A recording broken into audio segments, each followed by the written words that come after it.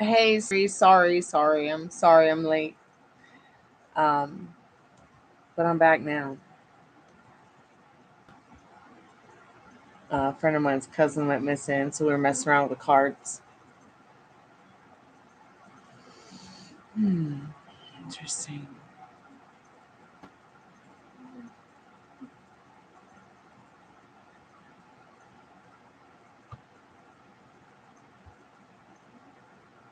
So, anyways, welcome back to the Chammy, the only channel on YouTube where you can get a professional tarot card reading with a cute dog from a haunted house in a creepy graveyard, right? Right? Yeah, so I'm a little bit late. My friend's cousin went missing and she's autistic, and my friend was worried. So I went ahead and drew some cards, and then she got found. And thank goodness they found her at the hospital. And it's so funny because the card literally has the doctor medical sign on it. Um, it's okay, honey. You'll get paid soon, sweetheart.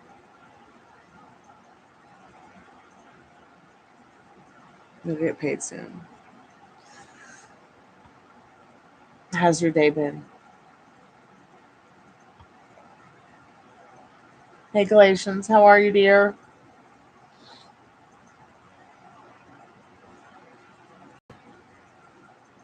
Sorry for being a little late. I was going to be here about a half hour ago, but my friend's cousin went missing, and we started pulling cards, and it's so interesting because I asked where the girl was. And I was like, man, she doesn't know where she is right now, but wherever she is, she's happy. The hospital called her parents, and gosh, she's gone so far. But it's interesting because the card that I pulled about where she was is the girl looking up at the snake, and it's the same snake that you find on the medical symbols at doctors and doctor offices and hospitals. How am I? Uh, I'm all right. I'm hanging in there. I'm I'm doing the best that I can.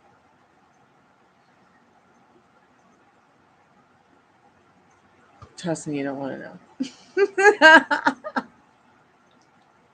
But I got a cute puppy. That's all that matters.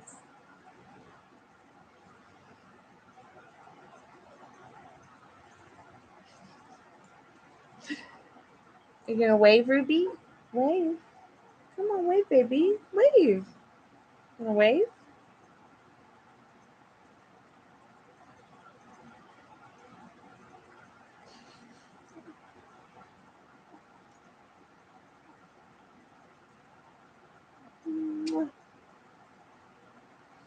Yeah, it can be kind of stressful when you get into a state that's uncomfortable, and then you want to sit there and think about it. You want to sit there, because you're not trying to like chase high states. You're not trying to, escape it. You want to come to reasoning with that feeling so that you can feel better about it, but it can be exhausting. So sometimes it's best to just, put it on the back burner for a little while. Ask yourself why, but not when, and move on to a state that's going to make you feel more comfortable so that before you end your night, you'll be able to get that rest that you need for tomorrow.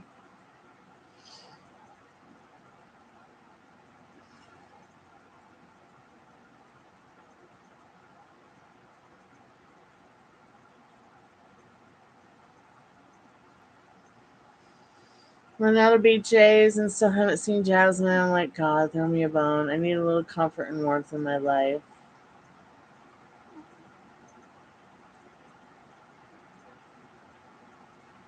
I got me some comfort right here and warmth. Did you see her give you that look like, yeah, right? There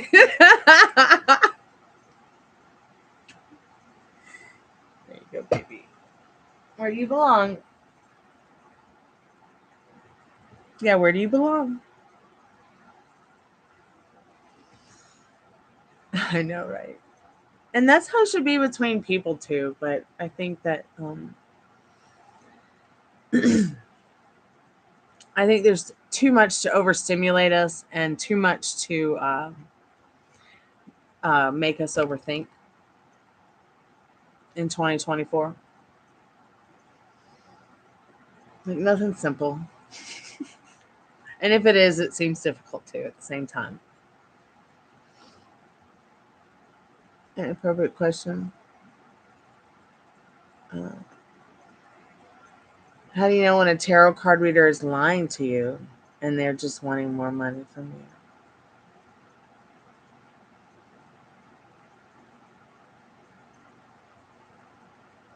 That's a good question. It's a very good question. I never felt that way about any of the tarot card readers I ever got a reading from.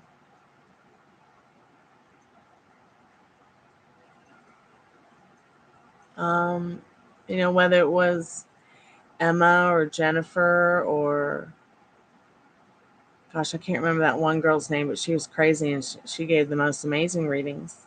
And even though none of them ever happened, they were still a lot of fun.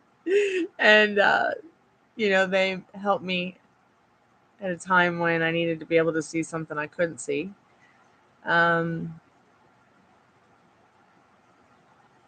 not really sure anyone goes into this business with the intention of lying. Do you think they do?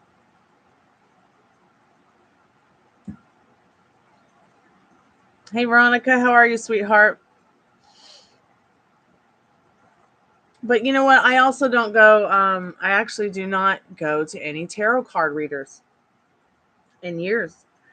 And if I have, it's been my friend Nikki who did a reading for me, or my mentor.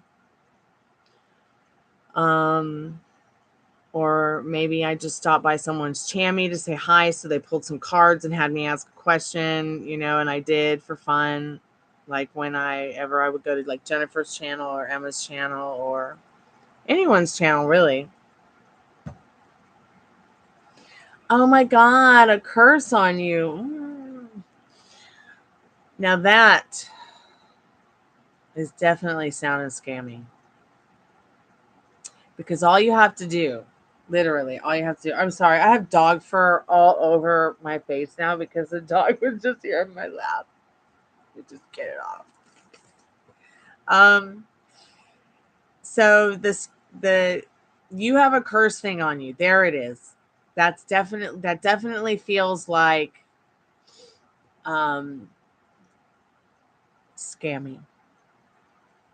Because if you had a curse on you, you would just be able to be like, whatever, and it's gone. Like that is okay. That is an example right there of somebody taking your power away from you. If somebody told me I had a curse on me, I would be like, man, they just really jinxed themselves.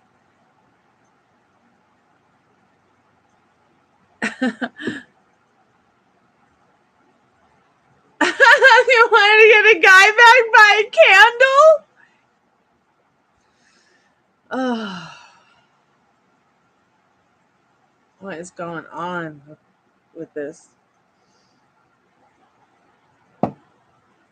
I think I've said this before. Just because I light this candle, my Virgin de Guadalupe candle, and it's got my friend Travis Leake's name on it, doesn't mean that it's gonna bring my friend back home from the gulag from Russia safely today, tomorrow, the next day. But you know what? It's definitely an extra added bonus from what's coming within me. Okay. Right. Travis is already home. He's in California with his mom. They're going to go have lunch tomorrow. I feel great because the president brought him back home and everyone's so happy Travis is back home. I can either live there in my head and back in the feelings, like taking those feelings when he was here at home with me, or I can be crying all day long, right? Like I used to with him being in the damn gulag. Like, what state do I want to be in? I had to choose. 1 second. Someone wants to ask me a question. Yeah.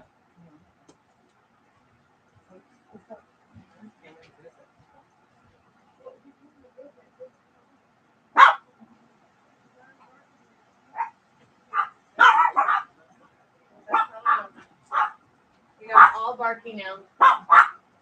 I'm sorry. I'm sorry. Sorry. Sorry.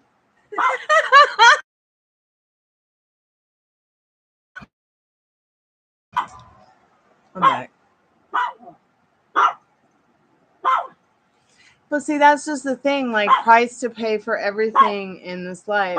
It also doesn't have to be that difficult.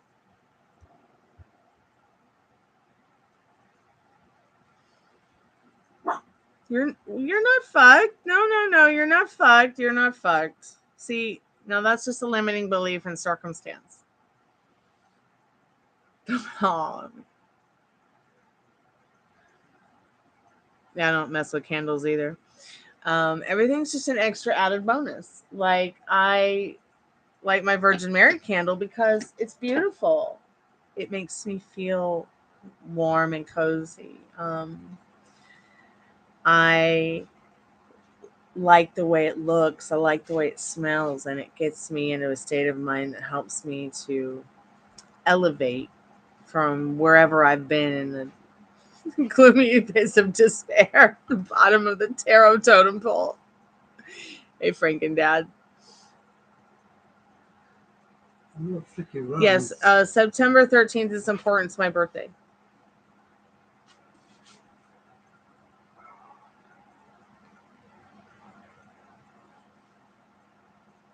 Okay, I'm just going to catch up on the chat real quick. Yeah, so if someone says there's a curse on you, there's not a curse on you unless you believe it. Which state of mind you want to be in? Which reality are you going to choose? The curse?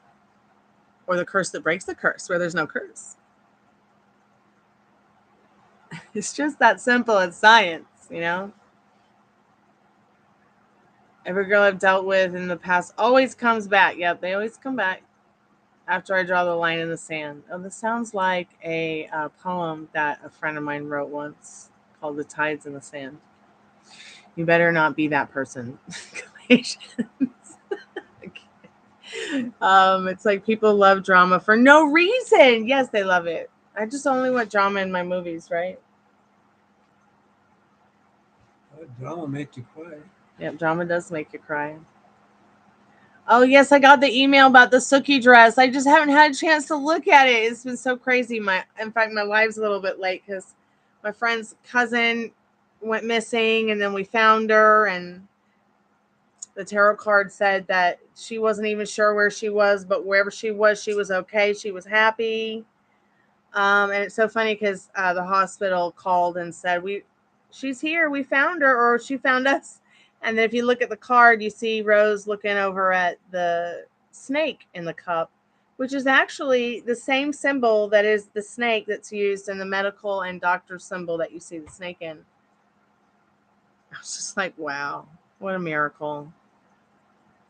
And I think she's autistic, but not high functioning autistic. So I was kind of worried there for a couple hours.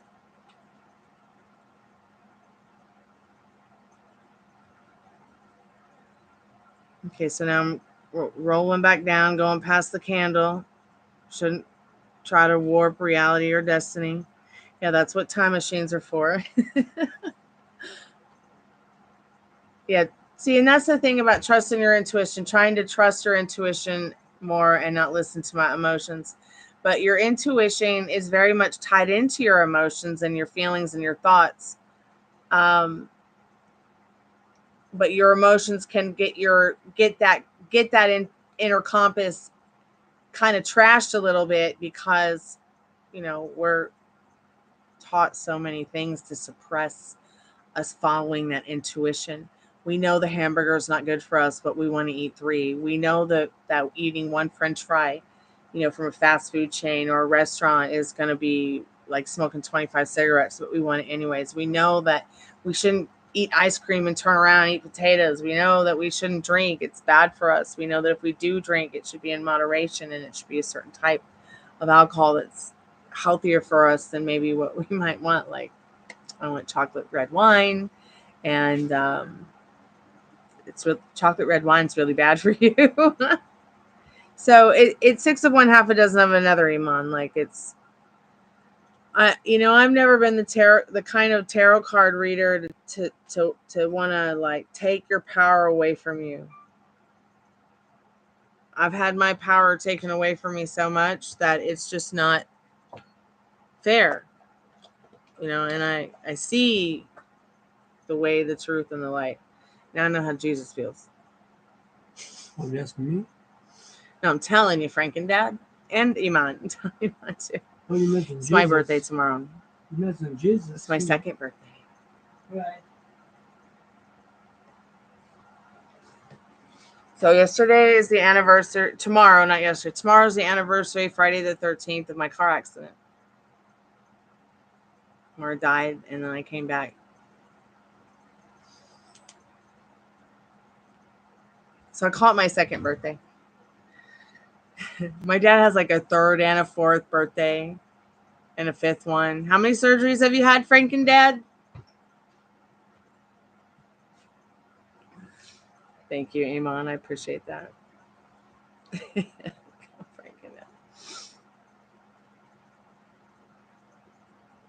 It's traumatic. God, I still have dog hair all over me. Ruby, you want your dog hair back? I'll be 21 next year.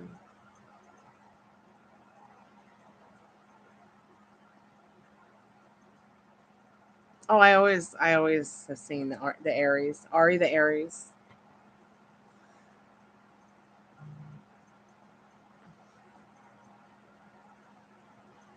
Yeah, my dad's had a lot of surgeries.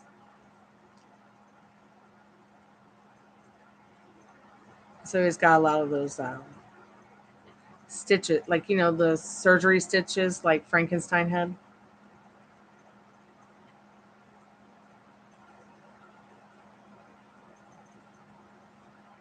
So you thought about wanting to drink for your 21st birthday, but I just remembered that I'm on medication. I take anxiety meds and antidepressant meds.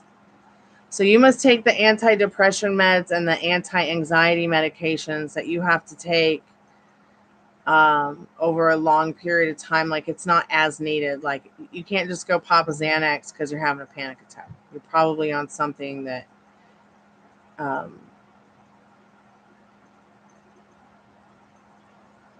because I would say that, well, if you wanted to have a drink, on your birthday, you could always get a non-alcoholic beer or non-alcoholic wine. Or, I know that sounds like weird, or you could talk to your doctor and say, hey, I really want to celebrate my 21st birthday. I don't want to go wild. I just want to have one drink. What would you suggest? Like, to go off my anxiety and depression medication for a certain amount of time before I have my first drink? I think you should talk to your doctor about it. You have a right to drink on your 21st birthday. But if you want to be responsible, then don't drink. Don't ever drink. I'm not telling you to drink, but I'm telling you to talk to your doctor about wanting to enjoy something like that in your life, even if it's just one time to celebrate your 21st birthday. And they might also tell you don't drink because you do have those issues. But, just talk to your doctor about it. Because your doctor or your pharmacist is going to give you the best advice on it. You might not even have to talk to your doctor about it. You could probably talk to your pharmacist about it and be like, I'm going to have my 21st birthday soon, or at some point in time, or I want to celebrate it. What do you recommend? Should I talk to my doctor about it? Because I don't plan on quitting my medicine to quit drinking, of course. But, I'm sorry. I'm tired. You're not going to quit your medicine to start drinking, of course. Okay?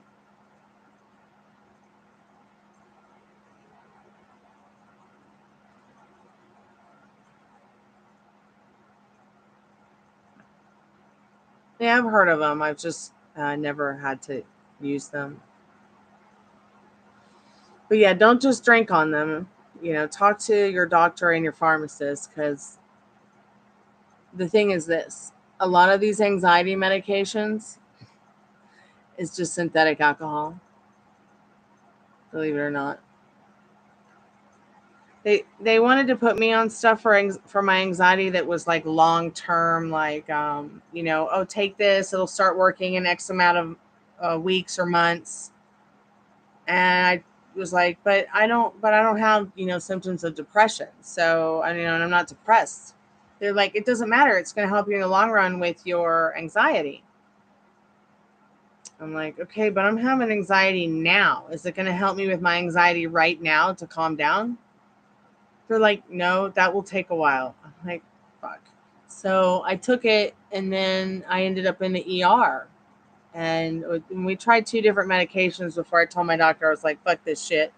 Okay, I don't want to take anything that might make me want to kill myself, which I did. That's not why I ended up in the ER. It's just that my body had an allergic reaction to the medications, and I started going into like a weird anaphylactic shock kind of thing. So I went to the ER. So finally he listened, and he was like, okay, let's just put you on a low dose of Xanax. Have a nice day. I'm like, thanks. So I used Xanax for a long time to deal with and control my anxiety, till I could realize, is this a heart problem? Is this like a weight problem? Is this a mental problem? Is it something else? And is it something in my diet?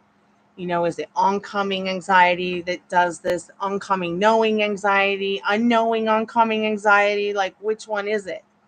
So, because I decided to just stick with the the low dose of Xanax, and stay away from anything that was recommended for people who maybe already had, mental disorders, like mental health disorders, issues, people who wanted to kill themselves, people who are already depressed. Like, I wanted to stay away from that kind of stuff, because there were so many people in my life who had never had those kind of problems, and then got put on medications like that, and then started developing those problems. Yeah, good for you, Veronica. Yeah, I will not use birth control. I thought that it would be a smart thing to do, being a teenager and being in rock and roll. And I never really I didn't need it anyways. The only reason I was taking it is because I was I didn't want there to be, if somebody had sexually assaulted me, I didn't want there to be a pregnancy.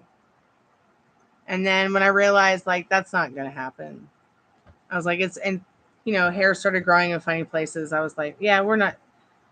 I was on it for 1 month. I'm like, this is ridiculous. Maybe 2 months. This is ridiculous. And I started at that point, Veronica, just trying to get to know my body more, and understand it better, and decide, where did I wanted to go with, all of that. And I'm glad I did not take it longer than I did, Veronica, because that stuff can really destroy a woman's body.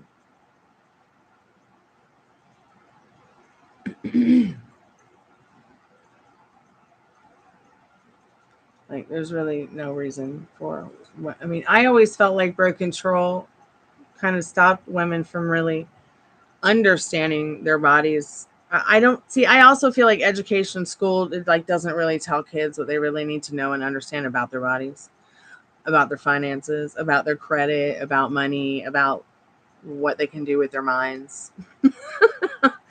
It's kind of like, just sit down and shut up and listen to what we're saying, whether you like it or not. Which is why I could not stay in school.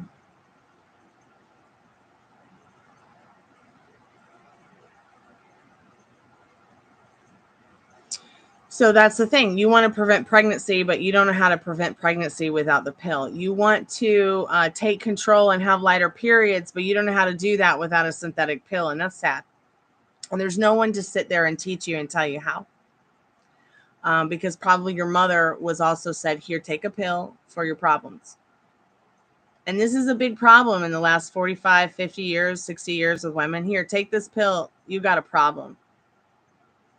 Um, I just, and I have just different views on it. Like, while I am, definitely pro-choice, I have always been pro-choice since I knew what pro-choice was at 12.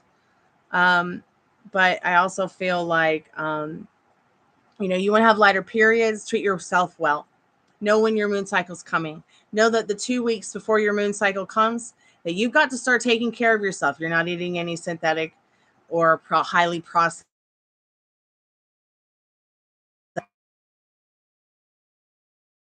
It, you're not overdoing it with that first 2 weeks before your moon cycle shows up.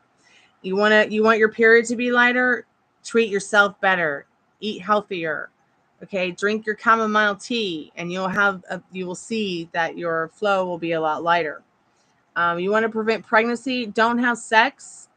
Use a condom, and also there are many other things that you could use that are synthetic without having to put it into your body to change. Go from having no hair on your lip to having a mustache like your Italian grandpa.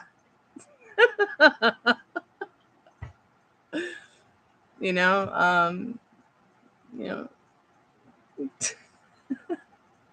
hair growing in funny places. Be my guest. Be my guest. Put them synthetic drugs to the test.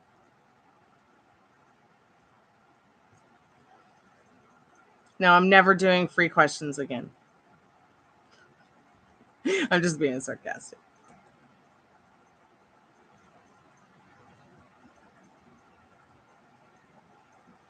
You don't want to be celibate or wait until marriage. Yeah, what's the point? It's not like a king wants to marry you. I mean, what does life have to offer a virgin these days? Nothing. I'll be right back. Can't even sell it on eBay anymore.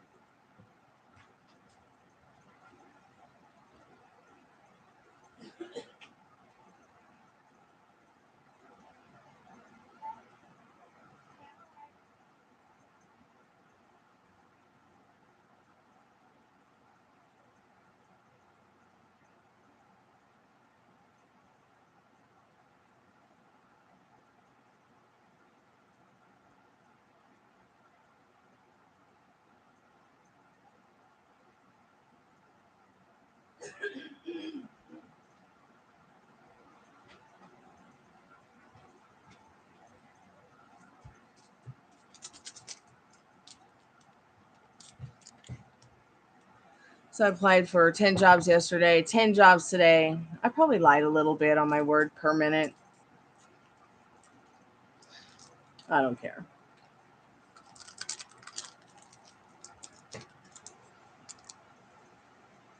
That's all I lie about. My weight and my words per minute.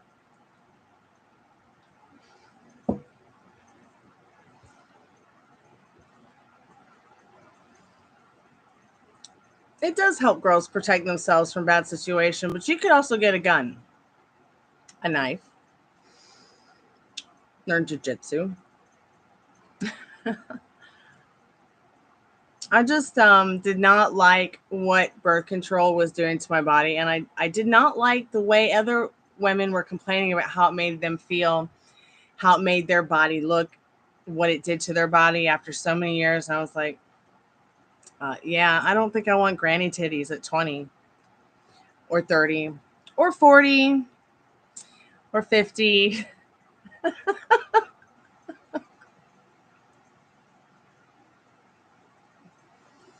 You're right. Not many men care I won't say that men don't care about women's health. I think men care very much about women's health. It's just not all men and women care about each other's best interests. What's important at the end of the day is how poor it is that there are so many doctors who do not care about women's health. Look at the guy I went to see 2-3 weeks ago, the orthopedic doctor. I literally switched my health insurance from one health insurance to another so I could go to him because he used to be one of the best orthopedic doctors and was the doctor that was recommended for me to go to for years. He didn't put me in orthopedic therapy. When I wrote down all my problems, he said, this is too many. And then instead of actually helping me, he threw some pills at me that aren't even great for a woman's well-being at the end of the day. I went home, I came home, I took the pills. I did not take my pain away, and I felt drunk all day, and I was sick for days after just taking one. And I'm just to the point where it's like, it's unfucking believable to me. Part of my French YouTube, and ladies and gents, it's unbelievable to me that he's like, don't worry about going to the foot doctor. Don't even worry about going to the knee doctor or a doctor about your hip. Just go to the spine doctor. That's your problem. It's your nerves and your womanly anxiety. It just took me everything to not trip him with my wheelchair or my crutch. Yeah, I had to use a wheelchair that day.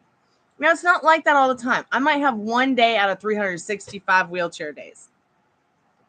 But I forgot my crutch, so they gave me a wheelchair instead. The only reason I forgot my crutch is because I was in so much pain, and my dad was like, hurry up, we're going to be late.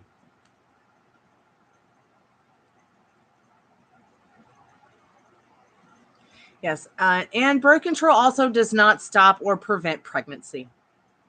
In fact, all my girlfriends got pregnant on it.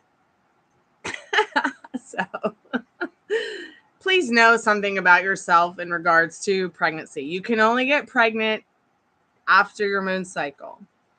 If you have an iPhone and you're not tracking your period on your iPhone under the health app that comes free with the iPhone, then you just must be the blondest brunette I know. Okay?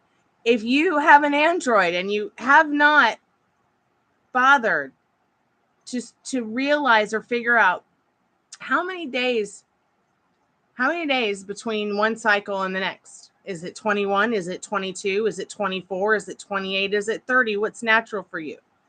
You got to figure this stuff out. That way you know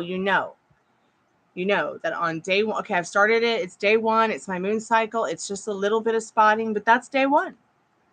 Okay, not day one is not when you're having a heavy flow or you actually have a medium flow. It's just when the spotting starts is day one. Okay, around the fourth day of your cycle, some women only have 3. Some women are 3. Some women are 5. Some women are 7 days. All women are different with their cycle. So these are important things to know so that you know, okay, I'm not going to be able to get pregnant on this day, and I can have unsafe sex with the person that I'm having a monogamous, committed relationship with, or whatever you guys agree to. You know, it's usually between the two people. I mean, you'll know, Ari. So please find out, are you a 21 day? Are you 22 day? Are you 24 day? Are you 28 day? Are you a 30 day? Every 30 days you get your moon cycle. Okay. Does it last 3 days? Does it last 5 days? Does it last 7 days? All of these are very normal, but you have to figure out what it is so that you know, okay, here's the 4 to 5 days after the 4th or 5th day of my cycle that I can get pregnant. And that's it. This whole fantasy about how you can get pregnant at any moment and any time, like my mama was telling me when I was growing up, is a lie.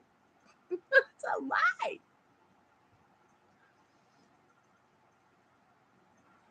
I can't deal with pills either. I was surprised that, you know, when I told the doctor at the orthopedic office that I just, you know, I'm not, you know, got any options other than pills. He was just like, I don't do that codone stuff. I didn't even bring up codone or anything. I didn't even bring up anything like that. I just need some help to figure out what was wrong with me. He couldn't even tell me what was wrong with me. He just said, this is too much stuff. Go to the spine doctor. It's my anxiety. It's my womanly anxiety. He's like getting on my Negan bat. Made his knee hurt that day. I really wanted to trip him.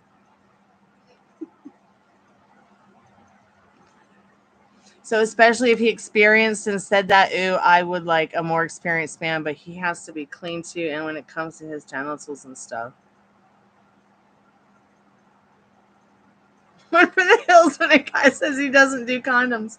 Well, especially if you guys aren't, in a committed, loving, happy, harmonious relationship, that's monogamous. I mean, there's so many guys who are like that too. So there are girls that feel like they have to go out and get the IUD because they want to have the lighter period or no period at all. And so that can basically be a cum dumpster. Pardon my French, YouTube. This is not language that I like to talk, but we're having girl talk here. Look, we even ran Galatians off probably. Sorry, Galatians. So, first thing you got to do, Ari, you better get that health tracker for your iPhone or your Android so you can figure out what's going on with your moon cycle, girl.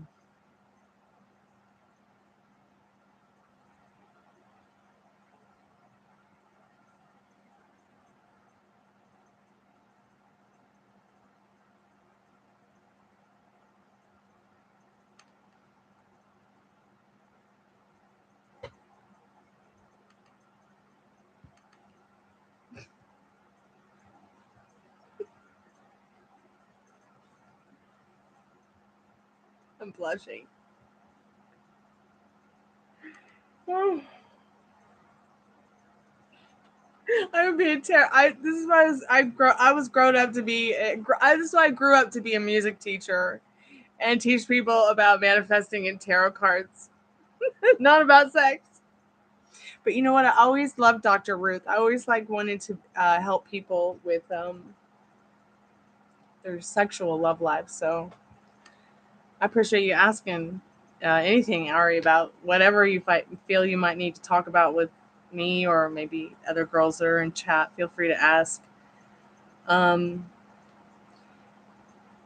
have plenty of women in my family who met a guy, fell in love, married them, and that was the only man they were ever with, and they were happy and satisfied, even if he didn't know what the hell was going on. If you feel like polygamy or having multiple partners or having uh, multiple friends involved in your relationship, or even just having a relationship with someone just to have sex, that's fine. That's your business.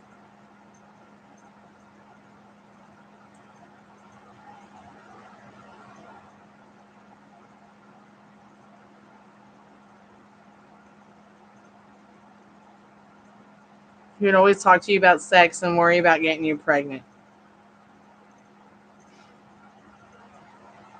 Wait, let me read this again. I remember that guy that said he just wants to hook up. And basically his only exception is if he gets me pregnant. Wait, his only exception is if he gets you pregnant. Like what's going to happen if he gets you pregnant? Hold on, I got to put this on mute and listen to my friend's messages.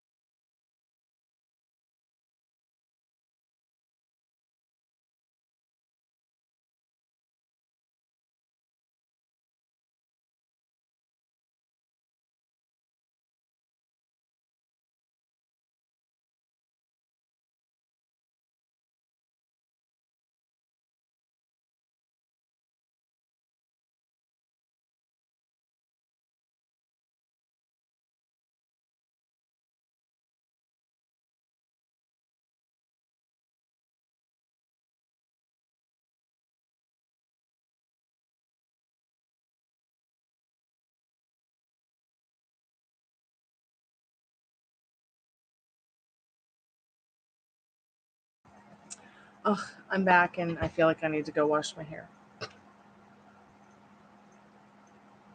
after that conversation. Not our conversation, but the one I just had on the phone. Yeah, please do not get pregnant to keep a man.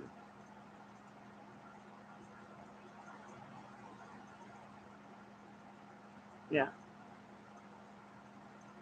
Yeah, it's not 1985 anymore.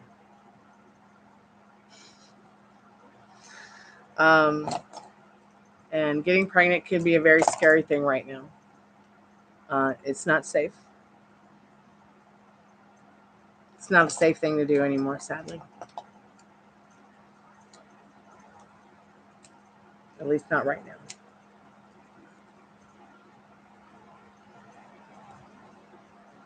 Yeah, you're right. You're right. A man should want to stay with a woman, pregnant or not. Now, you know what's really sad? There's this guy I love, cherish, and adore. We've known each other most of our lives, if not all of our lives. And I would be with him in a heartbeat tomorrow if he said, come on, let's go.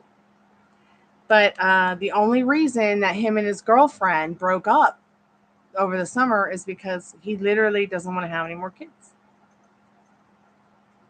And I was okay when he said that that she was dumping him because he didn't want to have kids. But I ain't gonna try to change his mind, no matter how much in love I am with him or have been since I was a kid. He would have to say, I'll make an exception for you or something like that. But still, at the same time, I can also see why he doesn't want to have children anymore. I mean, he was in his 30s and a grandfather. Think about it. You're in your 30s and you're a grandfather. Something to think about. Yeah, the baby's like 4 or 5 years old, but still, I mean, yeah, he started early with another teenager girl, and he's had drug problems and he's had issues all his life. And now that he's sober and straight and healthy and happy and whole, like he just felt it would be, something toxic for him to have more kids when he's a grandfather and the grandson needs his attention and needs his help being raised correctly and right and in a correct and safe manner. So I'm just too good to take that away from his grandson. I'm just too. I just can't take that away from him. But I also want to have babies. I want to have 10 kids, and if a guy doesn't want to have kids anymore, you're not getting one out of him. So, and he's so cute, you guys. Oh, he's so cute. 6'3", built like a brick shit house. Fantastic musician, good heart, smart guy. 120% Scottish. His father was a knight of the Queen. He grew up in a castle. He's a fantastic thespian. It's just checks all my boxes, but he doesn't check the baby box. So, wah wah wah wah.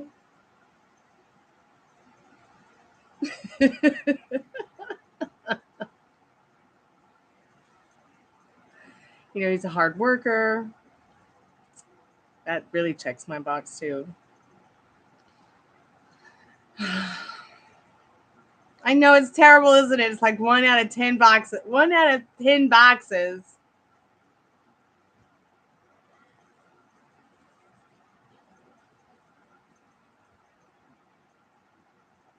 Too selfish to have kids right now. Me too. That's going to be my excuse.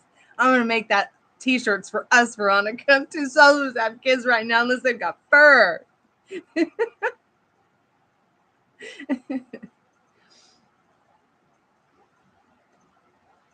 He's trying to trick you by saying that or trap you into thinking he would commit if he got you for because he wants your virginity.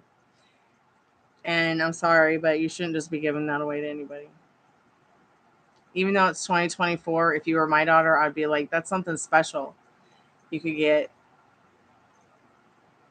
could get so far with that. I'm constantly my youth. Me too.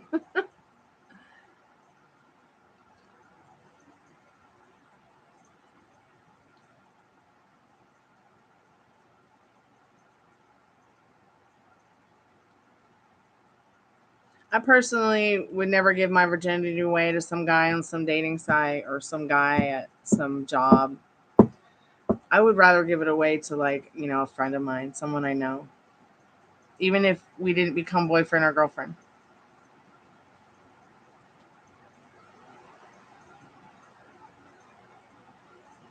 Someone who cares, someone who felt just as special about it as I do.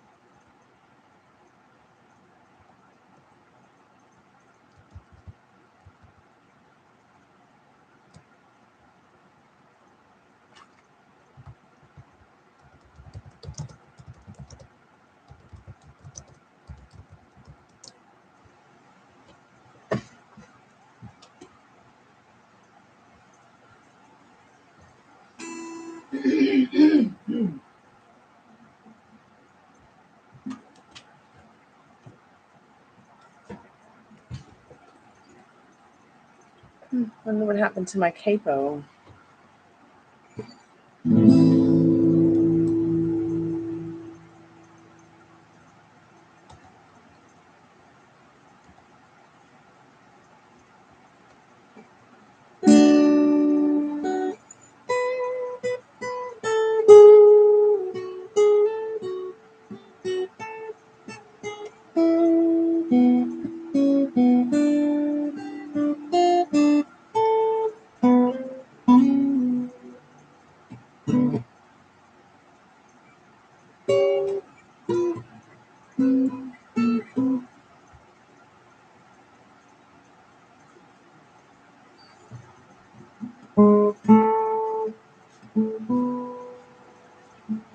You got 3 bananas. You want one?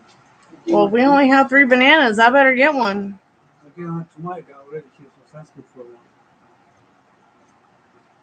Hello?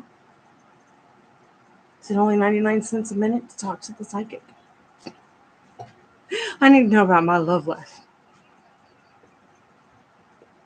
I also need to talk to my grandma on the banana phone. She over there in heaven somewhere?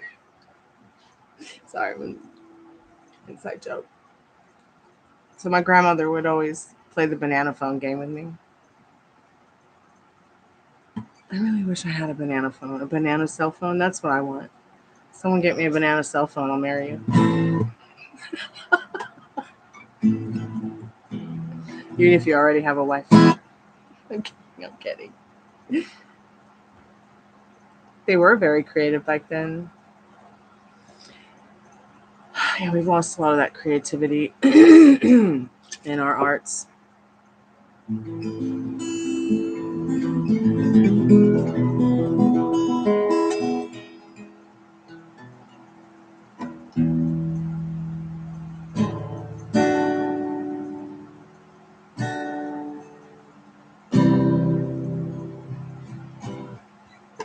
Why do I feel like this song has a capo?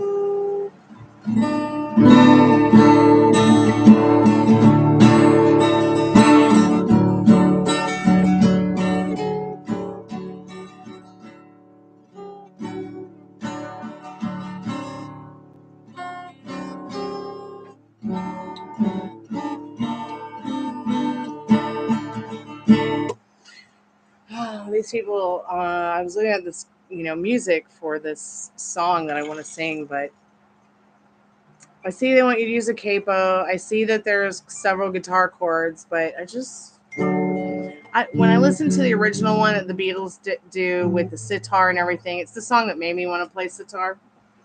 I feel like I need to be playing it in D. Thank you so much for the donation. What are your questions, sweetheart? I'm just gonna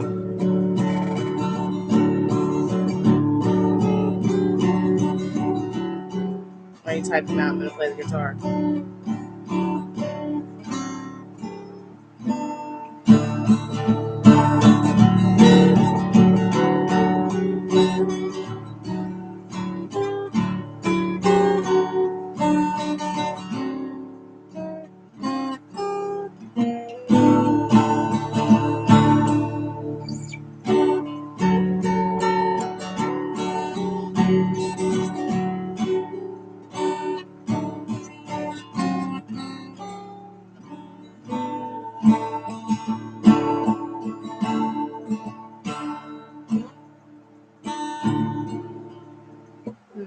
Oh, I'm lost on that song now, especially with all these D's and C's and G's. I once knew a girl. What should I say? She once had. See, I'm not gonna be able to sing it in D because unless I once knew a girl. That's too high for me, so I'm gonna have to probably figure a different way to play it so I can sing it too. John Lennon, why are your songs so hard to sing? Can I ask, does Zaria feel annoyed of me reaching out to her to hang out? Zaria, I have to ask, honey, are you annoyed? Because she wanted to hang out and have girl time.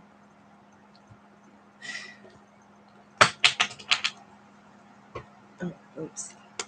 Spirit, what does Veronica need to know about Zaria and her feelings and thoughts on Veronica reaching out to hang out?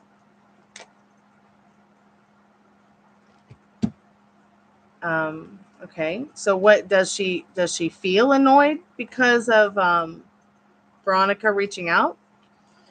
Does Zaria feel annoyed at all about Zaria reaching out to hang out? So far the cards are good regarding how she feels about it, but does she feel annoyed at all, Spirit? Yeah, she feels a little bit annoyed, but it's not a big deal. It's not a big deal because you got the Eight of Swords. I mean, you got the Eight of Wands and the Page of Wands, which is about communication. Like, she really does want to talk to you, but as far as feeling annoyed, Spirit's like, yeah, but it's not a big deal. It's not a big deal. So why does she feel annoyed?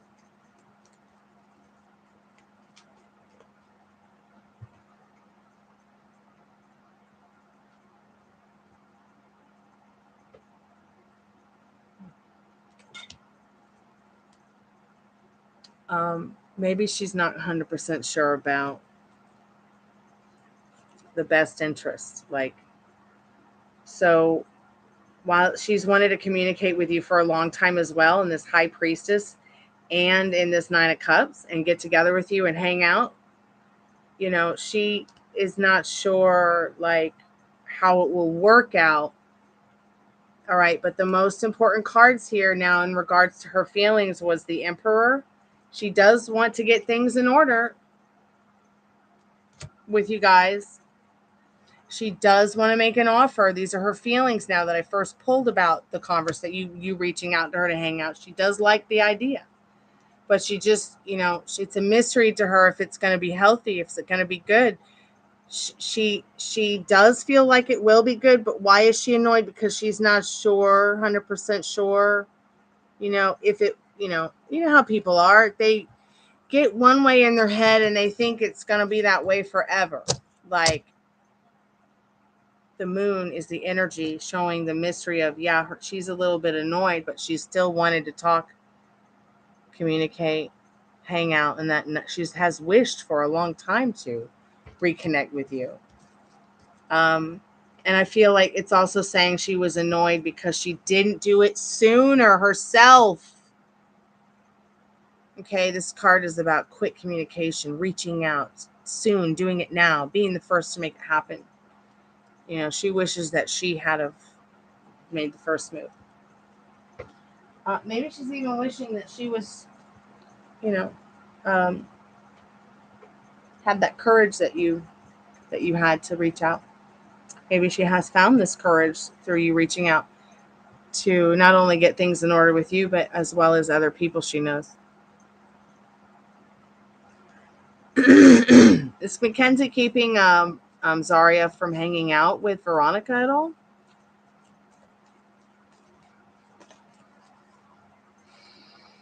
She's highly influenced by her, isn't she? In the Hierophant card. But that's coming to an end because she really does enjoy the nostalgic moments you guys have had as friends in the past. She doesn't want friends to control her anymore. And she's really trying to break free from that in this Tower card. She's afraid it's going to come between her friendships and relationships with other men as well in that card, because she sees it's come between you guys. And maybe it's something's come up between her and her man. What other questions do you have, sweetheart?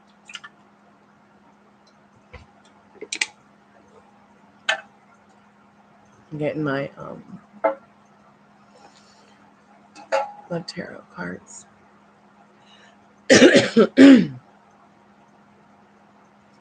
Let's find out. Spirit, Veronica wants to know if they're sharing the same man.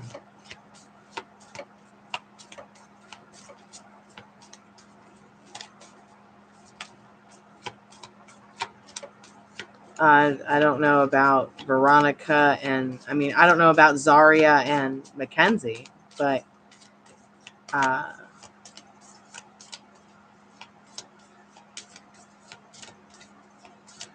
Zaria is worried that Mackenzie will become between her and what she really wants in her love life. So, no, you guys are not sharing the same man.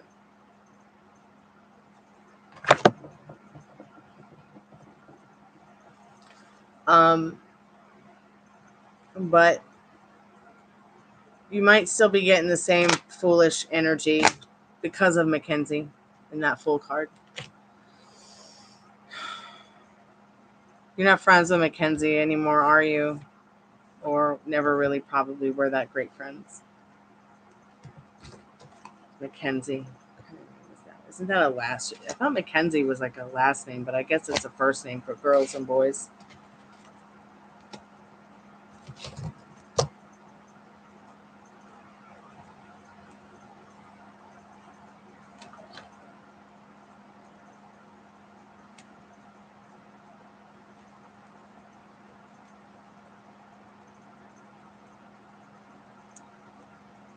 Spirit, are they withholding any information from her because she was suspicious of something?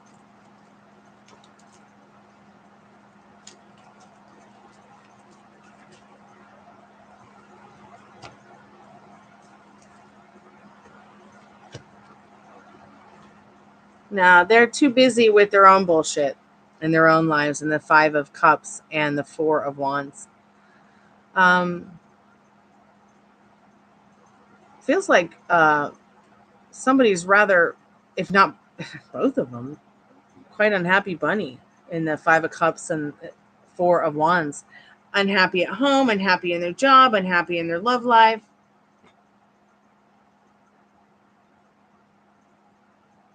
I'm talking about Mackenzie. And maybe even Zaria too. I'm picking up that energy on both of them.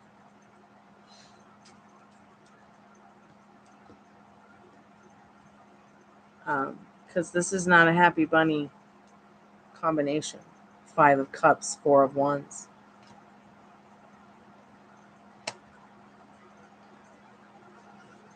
Have you thought about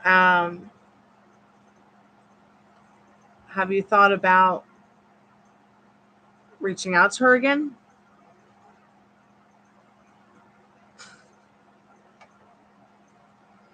Like, what is the next thing you want to happen? What is the next scene that you want to happen with Zaria, with your vampire dude, with your connection with these people?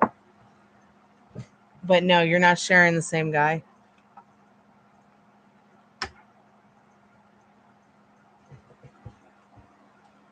So please stop thinking that, or you will be. Please. Found a thinking cat.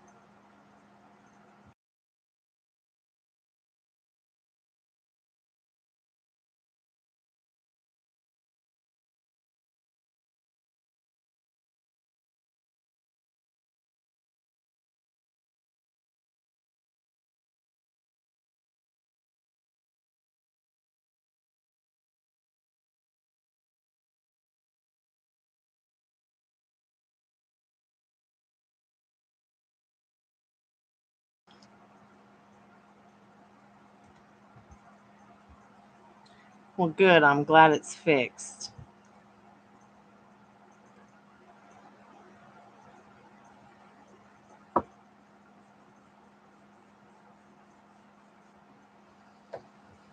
Yeah. Spirit, what does Mackenzie currently think of Veronica right now?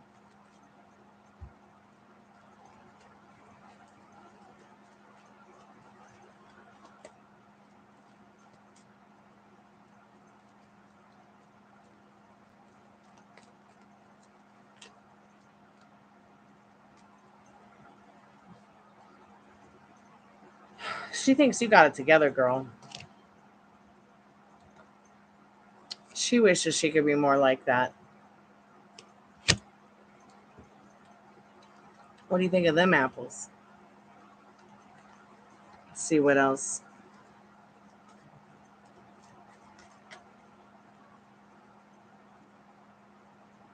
Yeah, see, she thinks you got it together.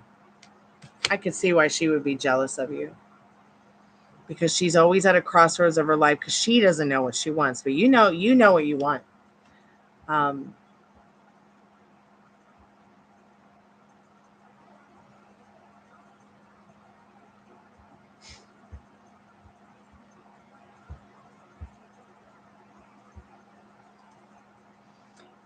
See how, let's see. Does Zaria feel misunderstood at all by Veronica?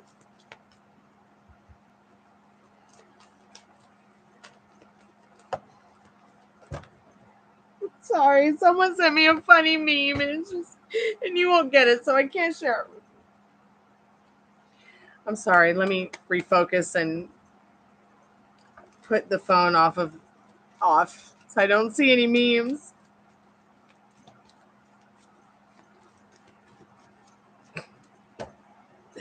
Okay, so somebody wrote a song called "That's How I'm Feeling," right?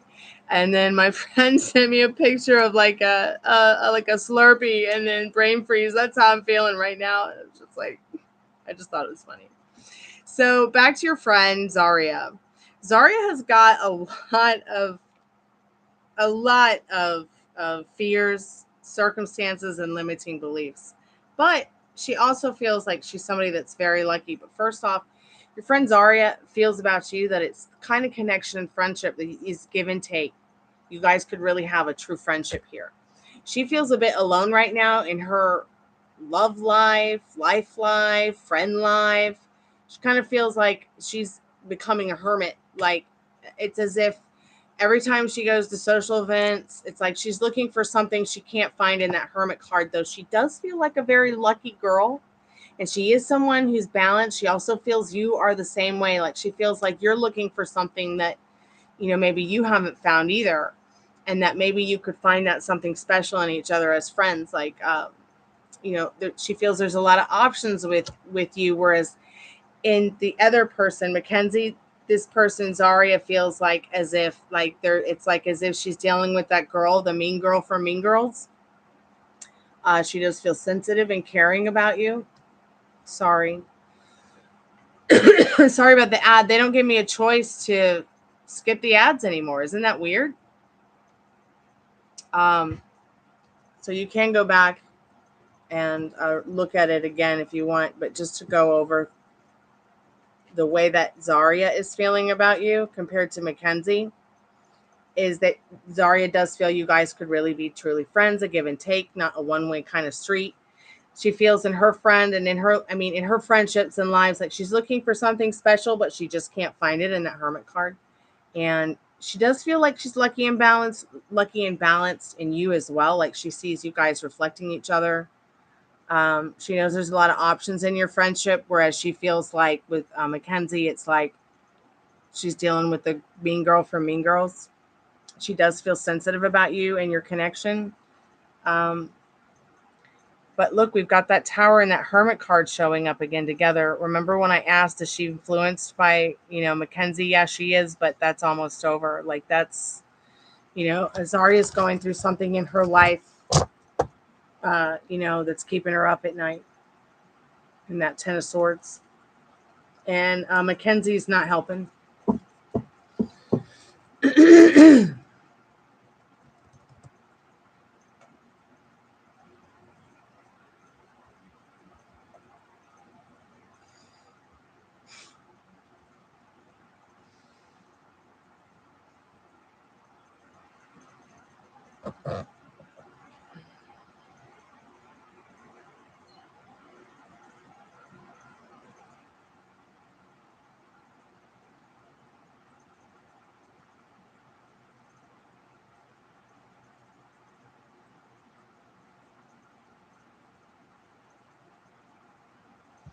All right, honey, I don't know where you are, but I'm going to be right back. You can rewind.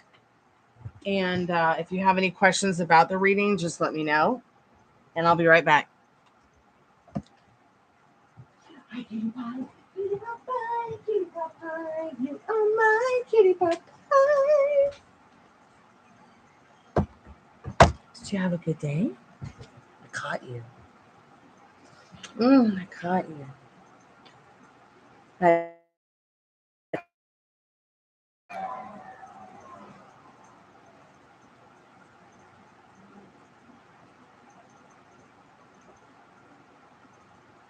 This is actually Gypsy. They do look a bit alike, though, don't they? I swear that even though that lady I got them from says they're not related, there are still some things that they're just so much alike. But that could be because she's been with Ruby since she was little, just born. Every day she's taken on certain aspects of her facial features and the way she looks and things. Are you perfect? Yeah. Are you an angel? Yeah. We know you're a nose goblin. Yeah.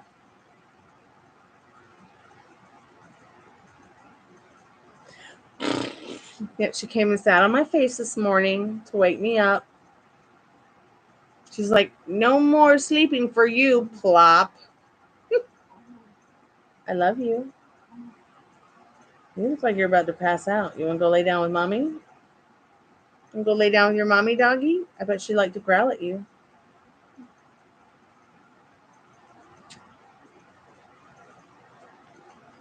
Oh, you got doggies? Oh, what kind of doggies? Are you sleepy? You need someone to cuddle with? Someone to cuddle, waddle, doggle.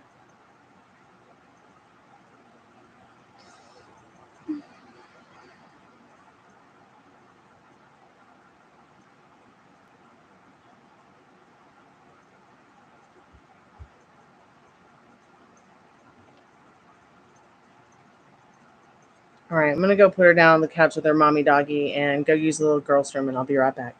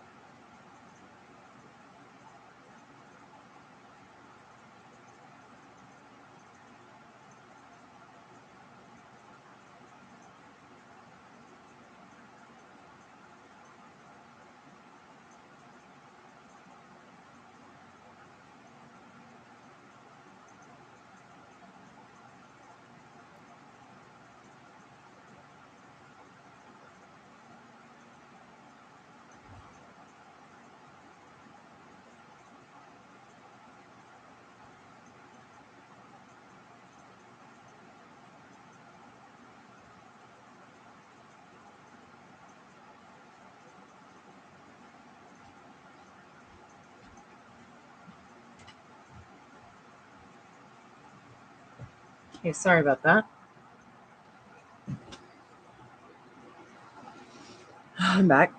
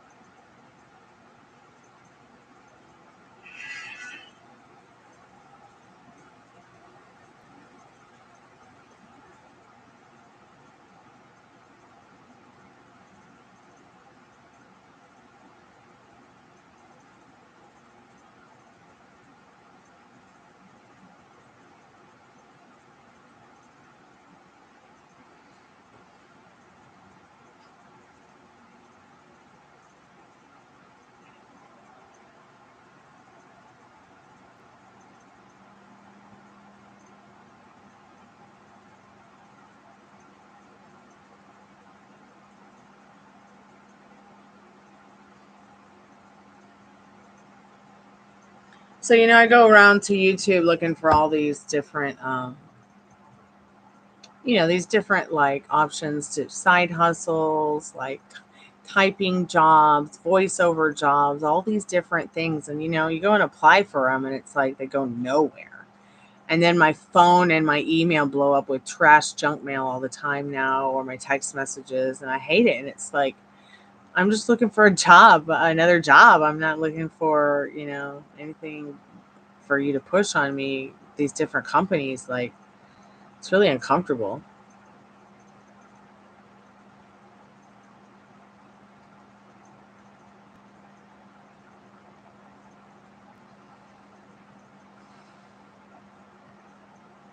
Yeah, I understand. But also, it's important for you to get into the mindset and the mind idea that, you know, whoever your desire is, your specific person, that they only have eyes for you. Okay? They only love, cherish, and adore you and have eyes for you. That is your goal, to train your subconscious to do that. I don't know if you do subliminals. I don't know if you do meditations on this, but okay, you do. I know you understand.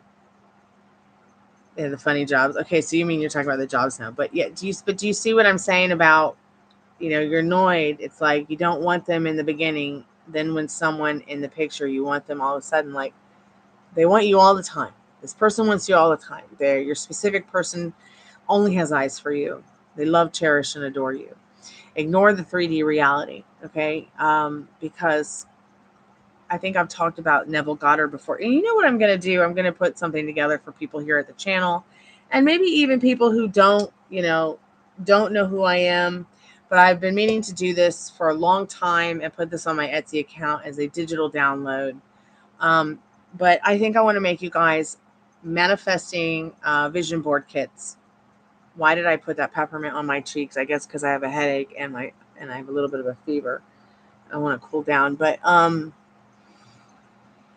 I think that if I sit here, I mean, you could go to Etsy right now and get one.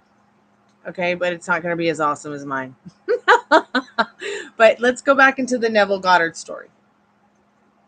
The Neville Goddard story that it took him 2 weeks to manifest the divorce that he wanted.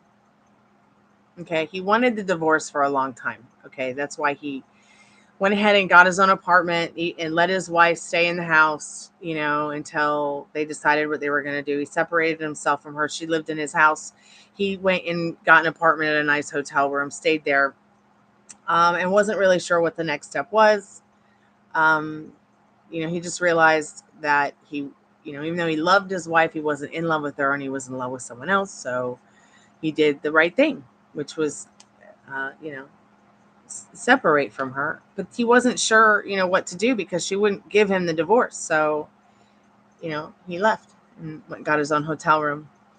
Months went on, whatever, life went on. And then he started to try something different, a different technique, where instead of worrying about all this stuff like, does the woman I want to be with, would she want to be with me? How do I have to get, or what do I have to do to get to the point? What are the obstacles I have to get through, or what do I have to do to get this divorce? Like he stopped worrying about all that. And instead of that, he started thinking more about what he wanted. He started thinking more about who he wanted in his life. And instead of worrying about all those obstacles to get to that divorce, he just went to bed at night thinking about the person he wanted to be married to, in a bed next to him. Because back then in the 50s, the couples who were married slept in separate beds, just like on the I Love Lucy show. So he said after about 2 weeks of doing that, his wife was in court because she was caught shoplifting, and the police called him and said, you need to come down to the courthouse because you need to come down and blah, blah, blah, talk to her and talk to us about her character. And he's like, okay, I'll be there. He shows up, and he's on the stand. And he's like, look, I don't really have anything bad to say about my wife, and if she's done this crime, well, people make mistakes. And I think that you should consider the fact that she's never done anything like this before. And she's probably acting out because it's my fault because, I left because I'm not happy in my marriage. I'm trying to figure it out and blame it on me. Well, they let her go. They forgave her for the shoplifting. She didn't have any charges brought against her. They just gave her a warning. And she goes, you know what? She said to Neville Goddard, what you did for me was so kind to come down here today and help me with this. I'm going to give you your divorce. So I always like to think about that story and then start thinking about what I want instead of thinking about what I don't want, or start thinking about the old story, or start thinking about what happened. Because I can get so lost, and we can get so lost in the fucking, pardon my French, of the 3D reality. It's important to ignore the 3D reality. Like, okay, so I live in this haunted house, right? And I want nothing more than to find the house that my band and I are looking for and move tomorrow.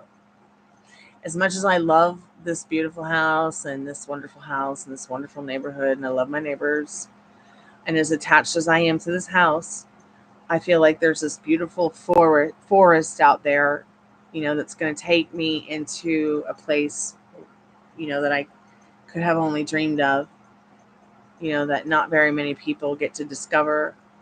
And I'm going to have a wonderful experience in that enchanted forest. And, and it's going to make my life a whole lot better. And, I've got to, you see what I'm saying? Like, I've got to stay in that Zen vibe. I've got to, I can't think about all this sad shit that's happened here. What good memories I have here, I'll take with me. I can always come back to this neighborhood. I can always come back to this house. I could always buy this house someday if, God willing, when I win the lottery, things like that. But, it's like, what state of mind do I want to be? Do I want to be in that state of mind where it's like, I'm so sad about leaving the house that built me?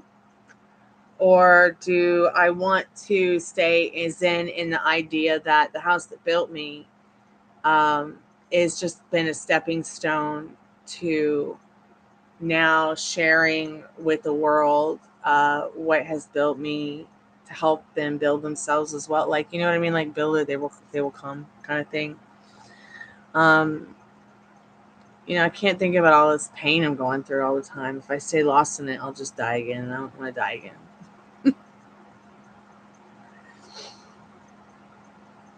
Like, I mean, from like the whole shade powder incident where, somebody assaulted me and almost fucking died, and my hair didn't grow back for 3 years. And it's pretty much just really, I felt like it's really set me back in my life and been a traumatic experience for me that I can't stop thinking about every day. Like, I need to have closure with this.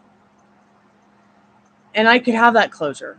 I could have that closure in 30 days or less. But I refuse to have that closure in any other way other than face to face with the person I need to have that closure with. And it scares me to death because all the obstacles that I have to go through to get to that point, just to talk about heartbreak, with somebody I love, somebody I care about, and having to tell them what I have to tell them. It's like I might as well as it's like a hole in my heart, and I've got to fix it.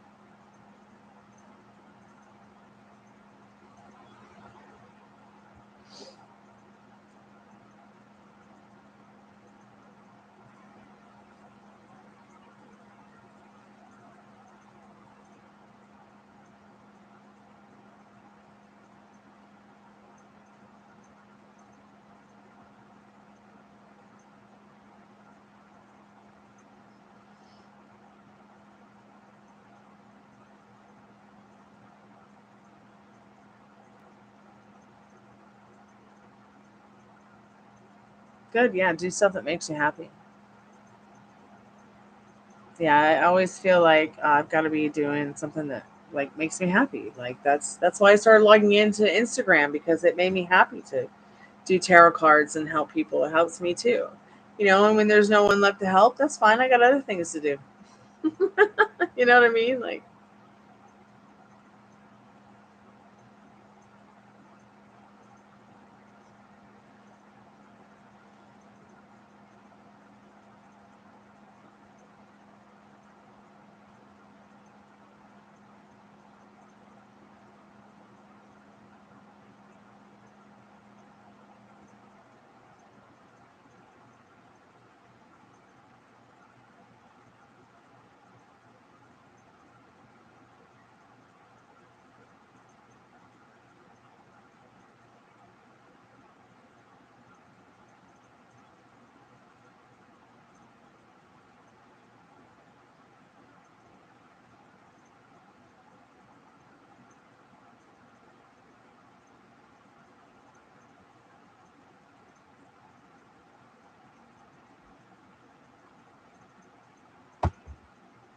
sure. Uh, Anything eventful around October for you? Yeah, Halloween. Let me get you your channeled love message. That can be your spirit. Any kind of channeled love message from her person that will be eventful for her in October that she needs to know about.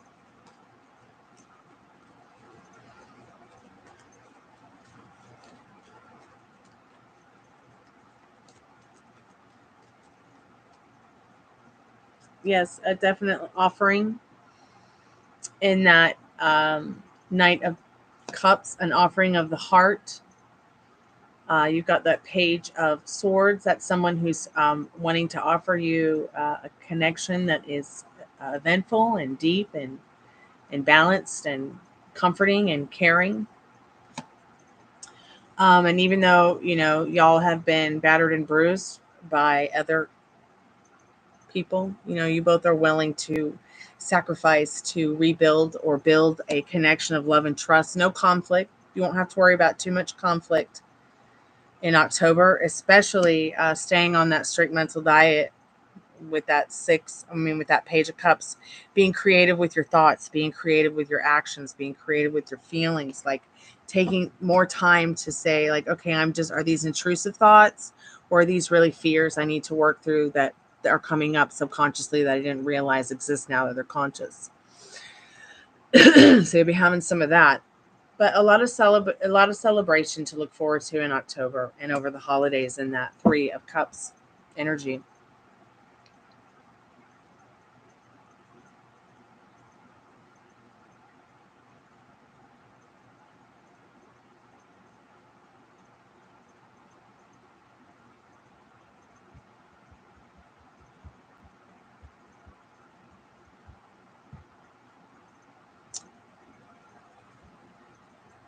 And that's so weird to me because I'm always saying Ruby is my mascot. Oh my God, she's passed out.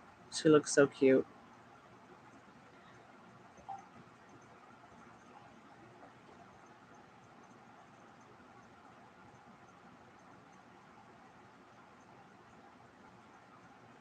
You're welcome, sweetheart.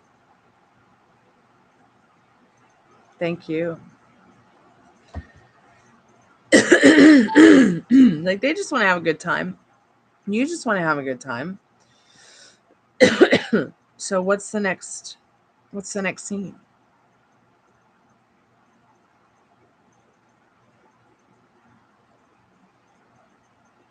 Oh, I wish I could. I wish I had someone to go with to Renaissance Fair or anything like that. Not that will all happen when I move, because I mean, literally, all of my friends have moved out of Atlanta. All of my friends have either died or moved somewhere else. So I need to just go be with my friends. I'm really hoping to actually, be out of here. I'd like to actually spend some of these holidays at my new place.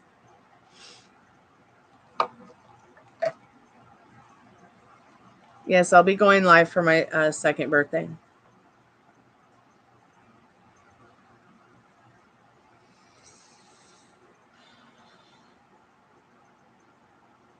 I'll be here tomorrow. I got to work.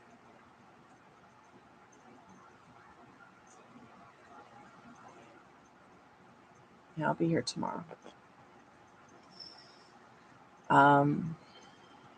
In fact, let me see if I can find some pictures of that accident. I wonder if I have any on my phone.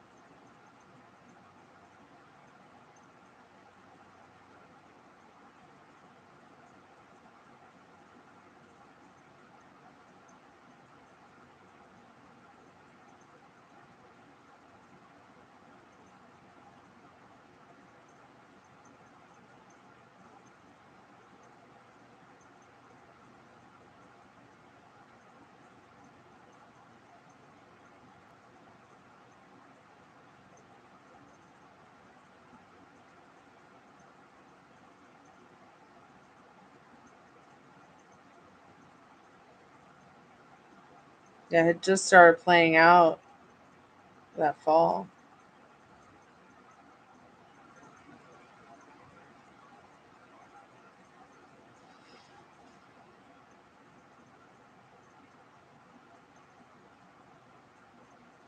My hair looked pretty cool in September 2019. You can't really see it, but it's like blue and purple and hot pink. Trying to find pictures of the accident.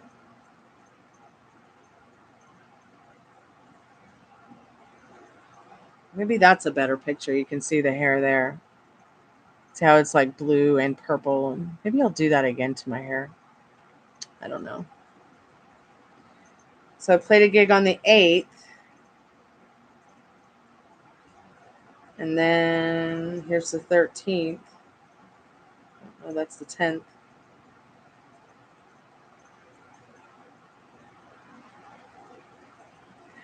So I took a picture of the full moon, blood moon, and dropped some food off. Then I had another order come in. I went to drop it off, and then boom, I got in an accident. That's such a cool picture. Like, it literally looks like it's crazy.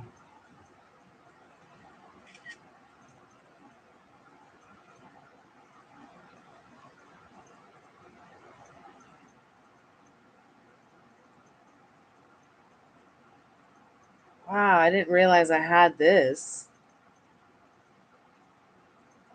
How did that happen?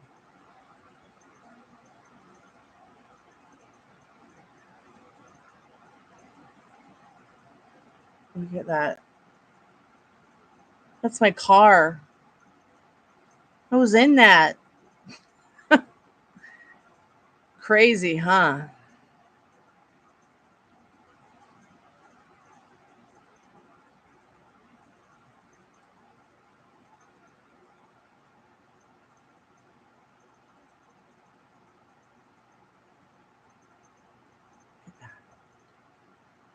It's nuts. Now, this is a 2005 Cadillac DeVille, and half of the car was gone. Yeah.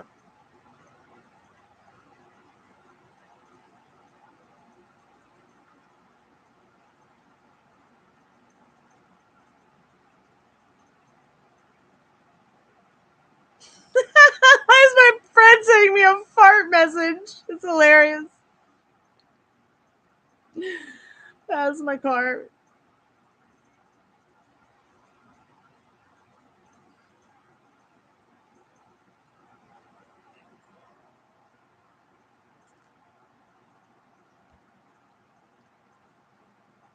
Is that live? Look at that. They couldn't get. That's me hooked up to the machine, and they couldn't get any of the machines to work on me.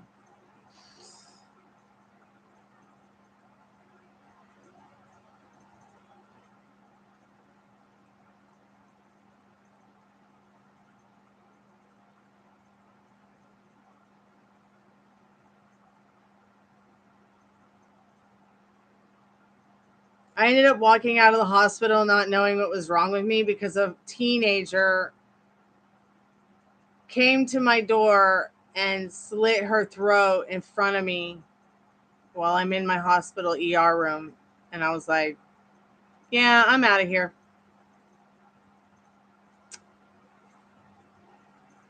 So I'm not sure if you can see this bruise, but it started at the hospital and I was kind of like, not a big deal. I'm going home.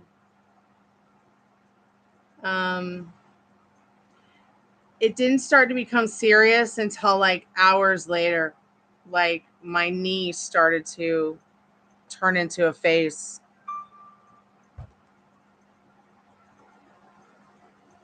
My knee started to turn into this compared to the other one.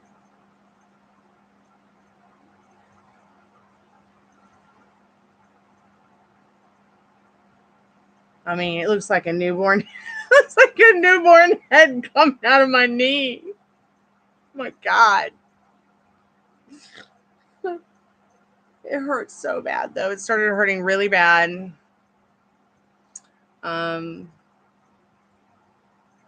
I just kind of hung out with my strange knee for that night.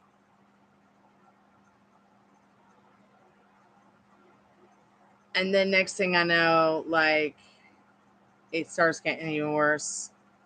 You can kind of see. And I was internally bleeding, like, and didn't even realize it for days. And I had to end up going to, like, the hospital, and look how bad it got. I mean, it gets worse, but, and I'll spare you the, oh God, I was covered in that from the waist down to the ankles.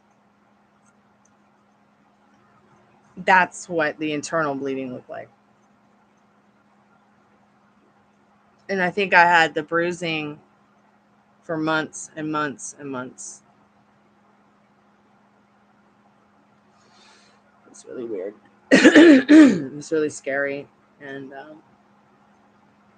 don't ever want to go through that again. Just kept getting worse.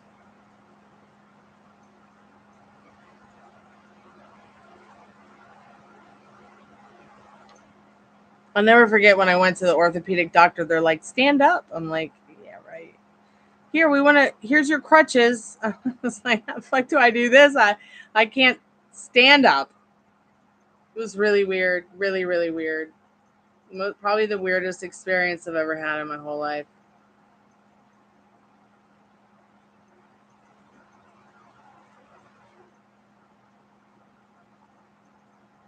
Look at what it turned into. That's my right leg. Yeah.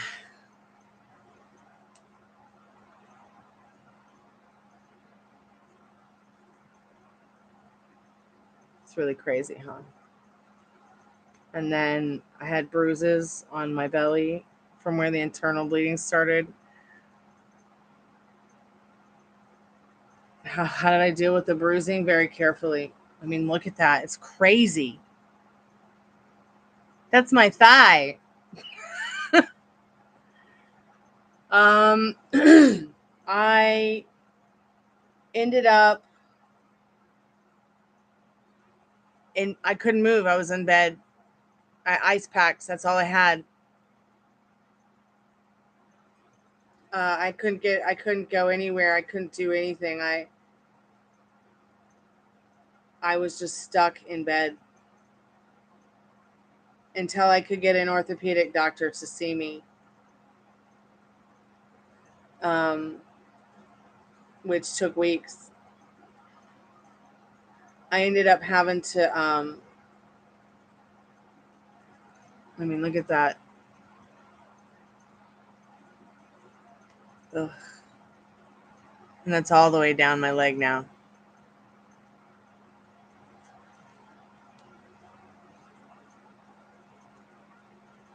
It was even on the side of my legs. It was just horrible. Look at me and the baby.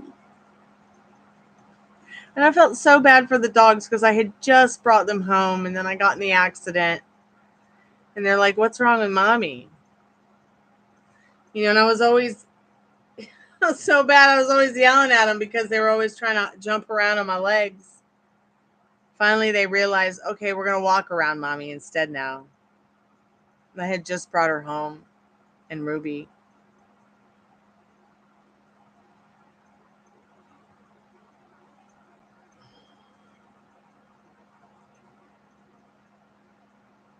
I don't think I've ever shown anyone these pictures.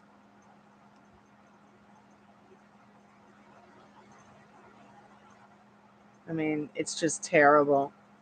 Look at that. I haven't looked at these in a long time. I mean, it just, my flesh just looks, and I couldn't shave. I couldn't get my legs waxed. It was so embarrassing. And when I went to the ortho doctor for the first time, he was so good looking. And he's like, "Okay, show me your legs." I was like, just someone fucking kill me now. Please. You know, I got like hairy boy legs and bruises all over.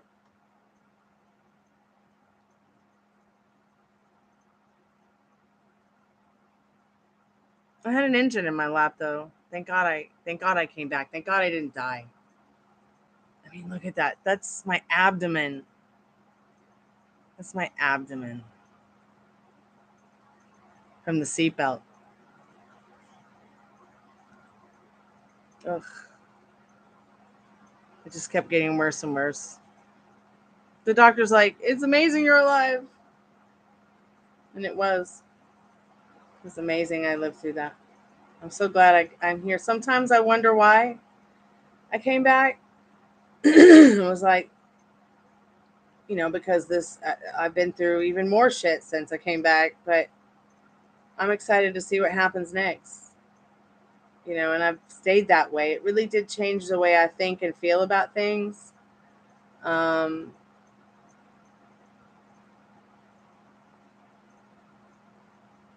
ugh.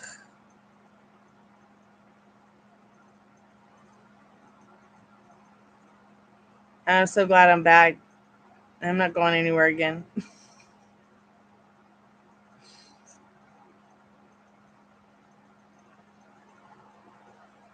It wasn't until about a year later I realized I had a crack in my face.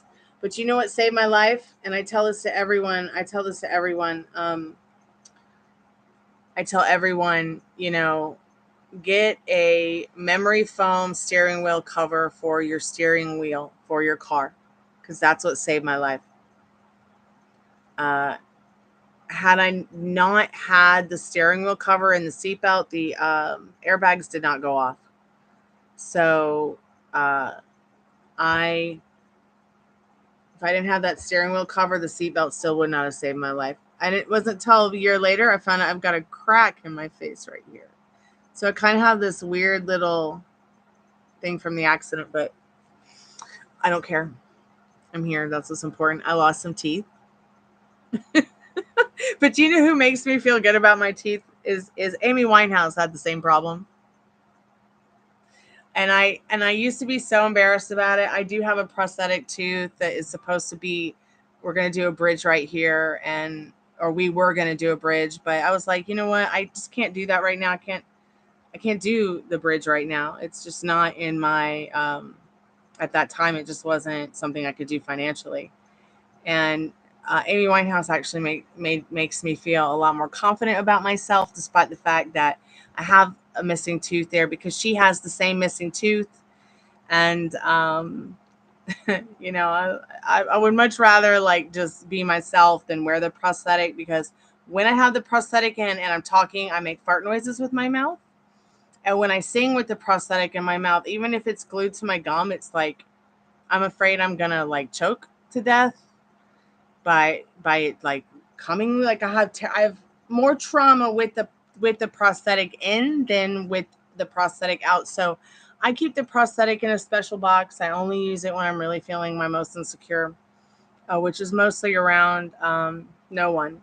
But I just want to keep it in its special little box so that when we do start to do the reconstruction and put a bridge there, I don't lose it, because it was very expensive and it will be part of a bridge someday.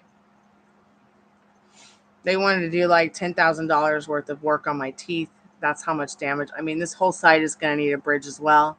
Every tooth on this side is cracked and destroyed from it. They're healthy. They're healthy teeth, thank God. But they're all broken and cracked from the car accident. But thankfully, my face and that little bit of memory foam saved my life. The doctor was like, 2 more centimeters, your neck would have snapped.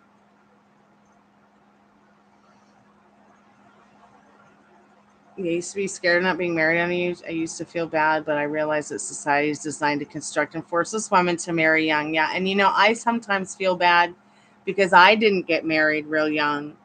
And I wanted to get married. I wanted to have 10 kids. I wanted the whole, thing. But I wanted to also do my rock and roll and my music. I didn't ever want to give that up. That's my first love.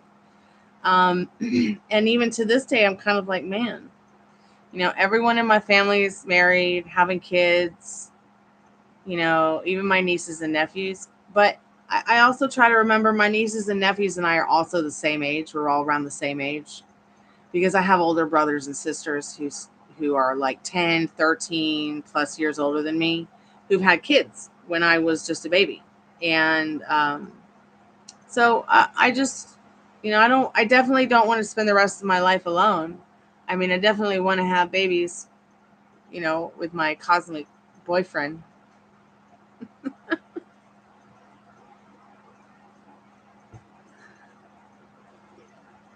But I think you're right. And then the thing we were talking about in chat earlier, the pregnancy thing, like that whole, girls getting pregnant to trap a guy. Like I've seen that. Or guys wanting to get a girl pregnant so you can trap her. It goes both ways.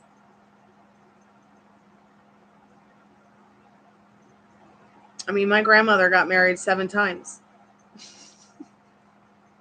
So, yeah, same. And, as my brother always has told me, everyone's always told me, don't settle. And I've been like, well, why haven't I found somebody? I would say, well, it's because no one's good enough for you. So then I started thinking like that. I started thinking, well, maybe nobody is good enough for me, or good for me, either way. And I started to kind of feel like all my friends and family were right. Like they were right. Like, that's right. So I would just start like, trying to not worry about it. Let it work itself out naturally. Just kind of go with the flow. Just enjoy what I'm experiencing. If something triggers me, I don't have to settle for it. I don't have to settle, just because there's a man right in front of me and I know them,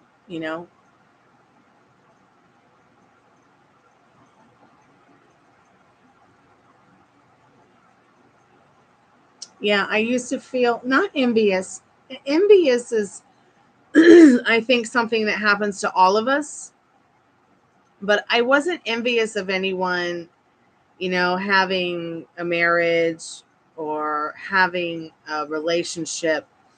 I was just, more envious of the fact that what gets me envy is I want to have a good job and be able to take care of my family and myself and my dogs. Like, and I have a very large resume of lots of different things that I've done.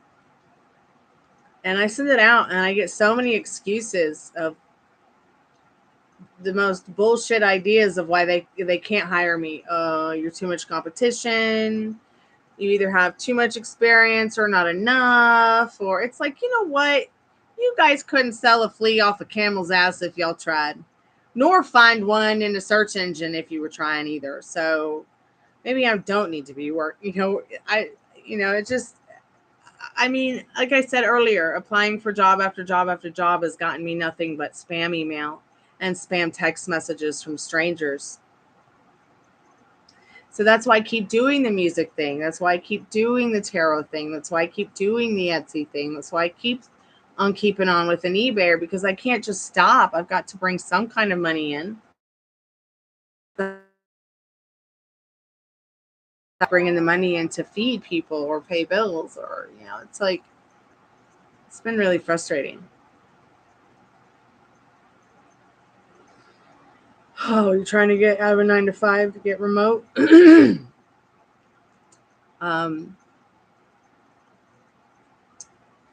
Then you might want to start looking, because it can be really difficult to do anything like that, get anything like that, nowadays.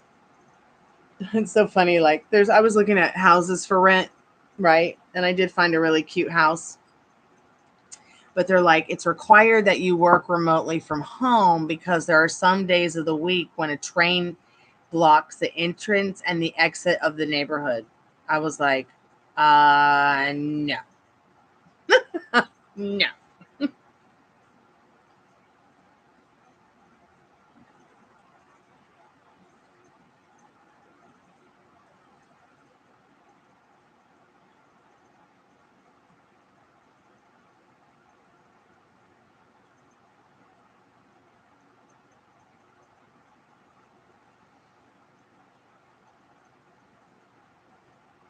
Yeah, a lot of these jobs are scams. So, Veronica, what do you do? And Iman, what do you do?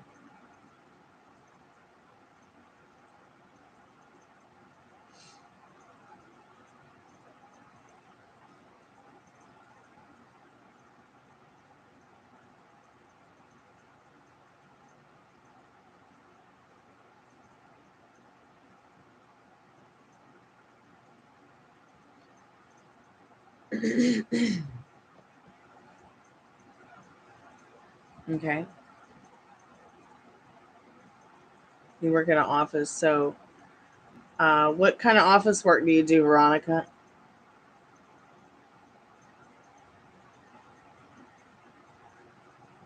Does Bath and Body Works, Iman, not have anything remotely that they can offer anybody as they move up in the company?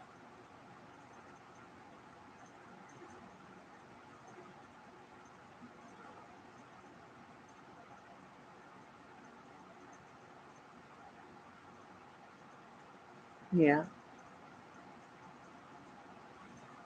The one thing I don't like about Twitch is it's just so laggy. It's just so laggy.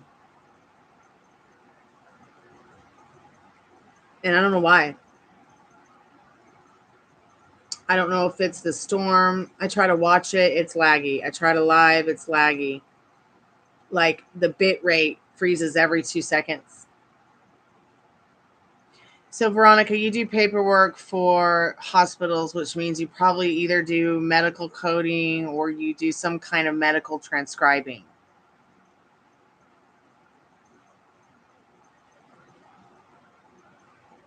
Because there is stuff like that online that you can look for. But it's so hard to get. It's so difficult to get. It's easy to find them and apply for them, but then you get a lot of runaround. It might take 6 to 8 weeks for them to get back to you. If you are if you are working for established companies, you might want to ask or look on their websites under careers to see if they do offer any kind of remote working from home and see how you can get into that. Or else just buy yourself some X poles and we'll all start at OnlyFans. I actually made an OnlyFans, but only because I thought it was funny. And I didn't want someone else to try to make an OnlyFans in my name. So I just put OnlyFans, I put my picture, and then I put in the bio, this is not here. And I do have an X pole, but I haven't put it up yet. I actually bought the X pole right before the car accident. I couldn't wait to use it. And I'd always wanted an X pole. And then I got in the accident and I still haven't put it up. But you know what? I think we're going to have a live and we're going to put that bitch up and laugh at me twirling around on it. Watch me laughing at myself twirling around on it. But I used to be a ballerina most of my life and did gymnastics. So I feel really comfortable with a bar. Anything bar, give it to me and I will swing on it like a Tarzan lady. Swings too. I love the swings. Oh my God, my neighbor was so funny today. My dad and I were at the swings in the park swinging. And she walked up to her. She was like probably 80 years old. She's like, "Hey, swingers." I'm like, "Oh God." Oh, her personality just hit me right there in the heart when she was making that joke. It was so funny. Because we're always out there swinging on the swings in the park with the other families and their kids. It's just we're big kids now.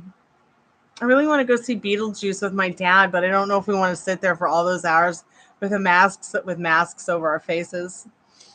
We went to see Beetlejuice like 10 times when I was a kid in the movie theater, and only because like we waited for it to go to the dollar movie. I mean, I saw it initially with my mom, but then it went to the dollar movie. So my dad and I went to see it like multiple times.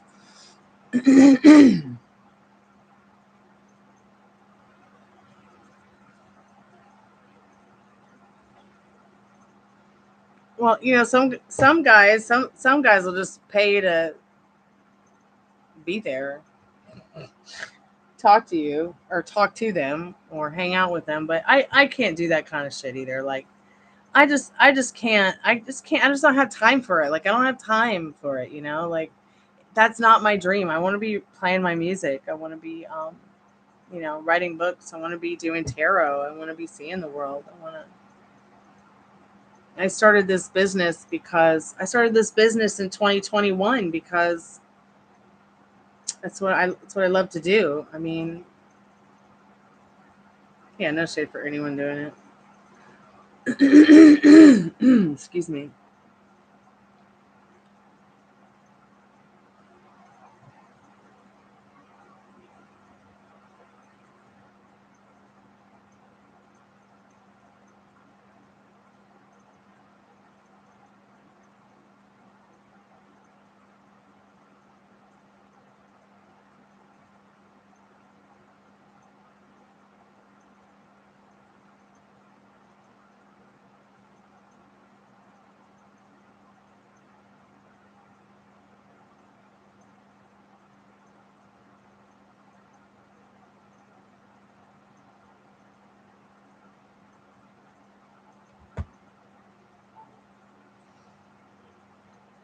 Ugh, help me get mainstream.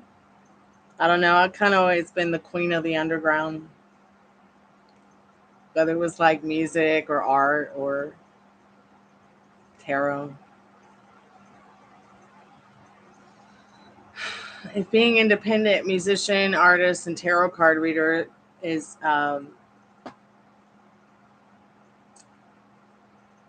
something you can do going mainstream. I might just be able to say, okay, I'm proud of myself that I've gone mainstream because I did it without offending Kurt Cobain's soul and every other punk rocker that has died. Who's my idol. Especially Kurt Cobain. Well,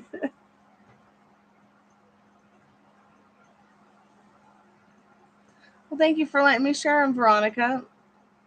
I love Kurt too. I'll never forget where I was when I found out he died. Of course, I was not driving. My mom was. And my mom had a 75 Pinto. I was just a kid, and we had just dropped my dad off at work. We were driving back home. It was really early in the morning, and I was just shattered. And I was in Oldsmar, Florida. And that's where we lived at the time. I was a little baby, but I knew who he was. I loved his music. I was very influenced by that whole scene. And I just felt like terrible about it. I know there's a lot of conspiracy theories about it. In fact, I was listening to Courtney Love when I was listening to the band Hole when I got in the car accident. And I had one of these CD players in the DeVille, in the Cadillac DeVille, that you could put up to 3 CDs in, and it would mix and match the music to whatever it is that you liked on its own. Like I just put them in, it would be play random songs. I didn't really have a set playlist or anything. I got in the accident listening to Courtney Love, and I woke up. So I Courtney Love, and then I woke up from whatever was happening to my body, and it was Jack White. And I was like, this is crazy. Yeah, I love Iggy Pop. I love the Stooges. Amen. Yes.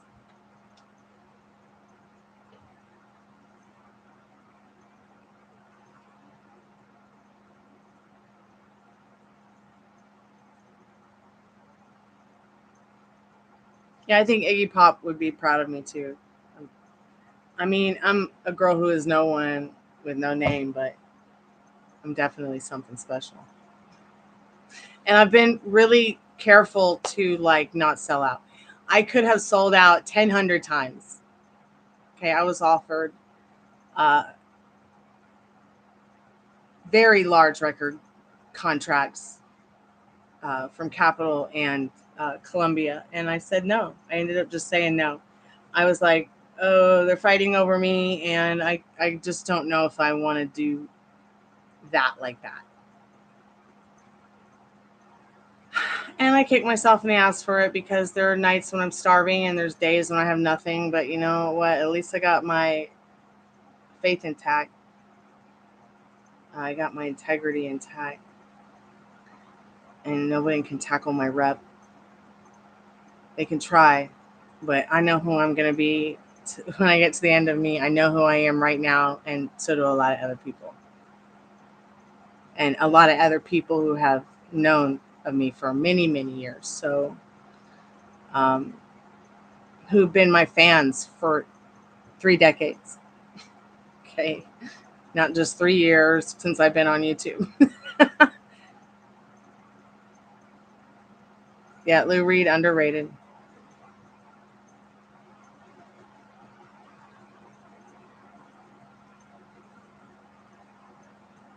An industry plant? Yeah, there's a lot of them. There's a lot of industry plants. And the reason that some of the best artists right now, if you're wondering why are your favorite artists that have worked so hard for what they've done and to show up are not getting number one on the charts, it's because there are so many other artists who are industry plants who have the time and the money and the people to keep buying that download for them from their party. Keep buying their own records and their own music to make it look like people care and they're relevant. Sadly. So until that machine breaks, till till that big machine breaks, I'm not really sure that anybody else is going to get a chance. I mean, unless I win $700 million on Friday, put my record out next month and then spend the $700 million on my own record.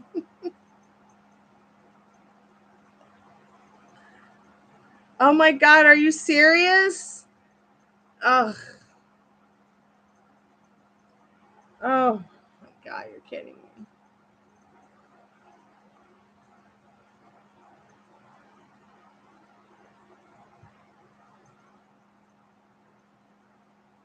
Really? Yeah, she's okay. She's doing the best she can for who she is and what she does. But yeah, so mainstream.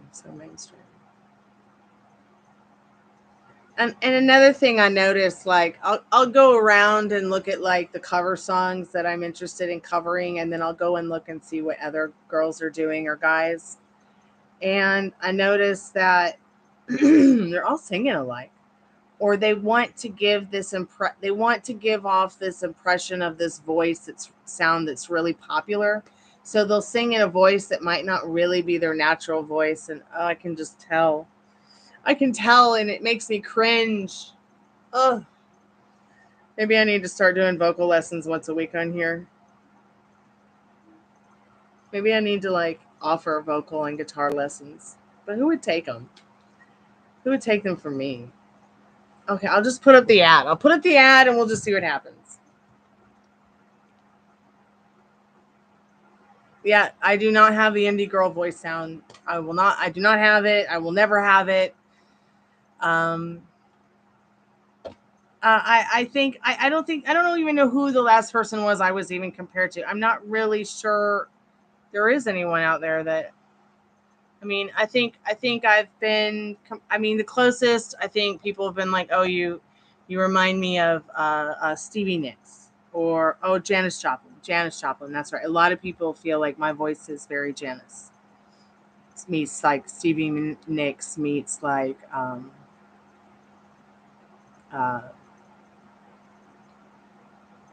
what's another one? Oh, Sophie B. Hawkins. Who? I had to look that one up. And it's interesting because somebody told me once, oh, that voice. When you sang, I didn't expect you to sound like that. They said they were so used to also hearing girls sing, and their voices sound just like their singing voices sound just like their talking voices. I've been told that my voice, like what came out of my mouth, was unexpected because it didn't sound like my talking voice. And I thought to myself, okay, I can live with that. I've also been to a lot of like songwriter nights, where they vote for whoever's the best songwriter, then they get in a shootout. And I've been going to those since I was like 12. And I've been told by a lot of people, like, why do you come to these? Well, because they're fun. But you're good at what you do, but you never win them. And I'm like, it's because it's a popularity contest. It's not a talent show. If it was really a talent show, I would win. But at the end of the day, it's about who is voting. That's why I was numbers, like with that contest, that songwriting contest I was doing earlier this year during the summer, America's Next Top Hit Maker. I got 7th place out of hundreds of millions of people. That's a great accomplishment considering that, I don't have a very big following. I got almost 1,500 people on YouTube. There's about 300 over on Instagram. There's about 1,000 on TikTok. Several thousand on Facebook. And all of them are real accounts that have followed me over the last decade or so. But still, to be 7 out of all of those thousands and thousands of people, without paying for one vote. I mean, that's a pretty awesome accomplishment. I would pat myself on the back. But what was disappointing is I would have won that contest. Okay. I would have won that contest had I had the money to pay for my own votes. So you see, at the end of the day, you could pay $1 for one vote. I didn't even have $1 to my name. If I did, I would have to go get something to eat with it. You see what I mean? Like, so it becomes that kind of thing. It's like, who has the most money and is the most popular? Who cares about who's the best or how good they are at what they do, or who cares how much they care about their craft, or who cares about their integrity? You know, I don't even know who won that. Let's see who won it. Who won America's Next Top Hitmaker 2024?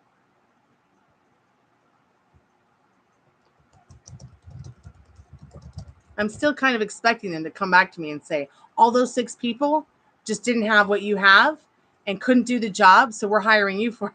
Like, I'm still expecting that. I'm pathetic. I also didn't feel comfortable with it once I saw them floating Dave Navarro's face around, as he does not make me feel very comfortable as a person. I don't think that he's mentally stable enough. Not trying to be a shit talker. Okay, I'm talking from personal experience, one-on-one experience. I don't feel like he's the kind of person that I could trust in a situation because of the kind of people that he keeps around him. I wish somebody would tap him on the shoulder and say, hey, you know, so it says the competition has ended and we are verifying all voting activity. Official results will be announced on Friday, September 13th. Thank you for your patience. So I guess they'll announce the winner sometime today. It's going to be me. Just because, you know, Dave Navarro's involved. I'll be right back. God bless you, Dave Navarro. I love you. Just quit stop being Danny online from that silly horror movie that was about Stephen King's movie. Please just be yourself, darling.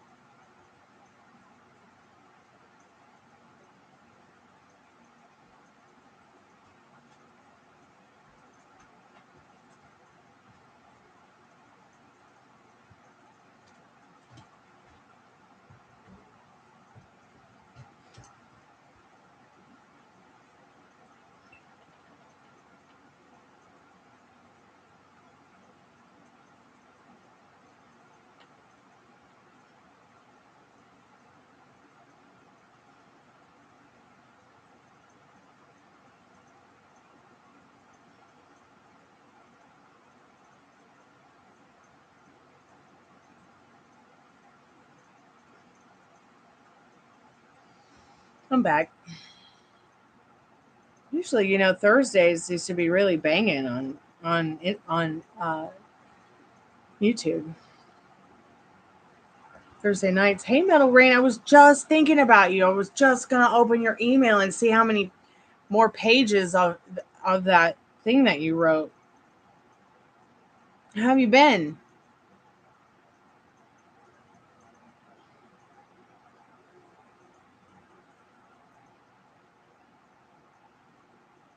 Long day at work, yeah. I know.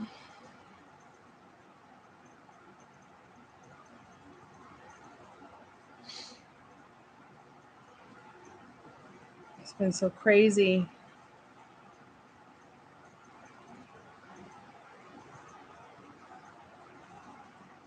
It's been crazy Thursday.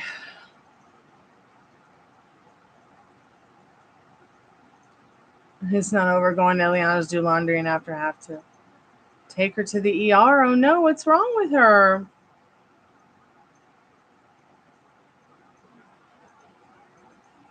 What's going on with Ileana?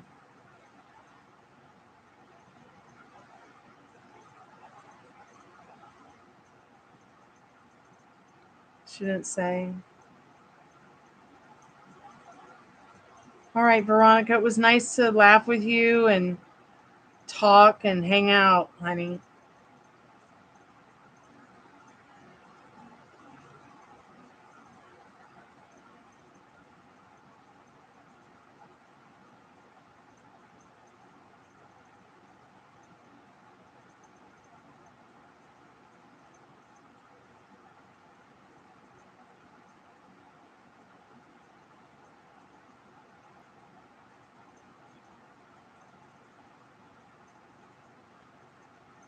Oh no, her health's getting worse.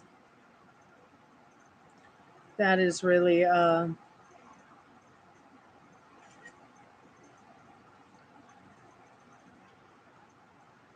here, look at some cute puppies. Will make you feel better.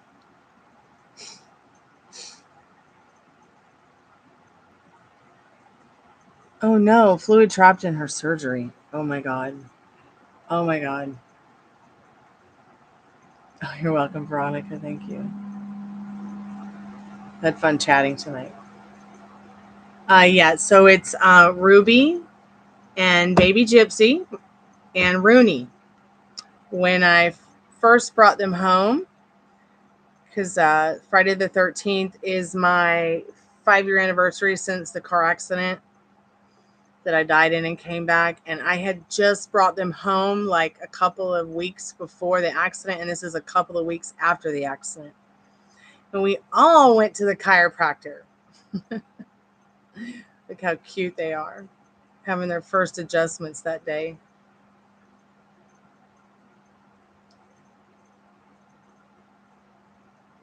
Oh, cool. I'm so glad you started watching True Blood. I'm going to start watching it again too tomorrow.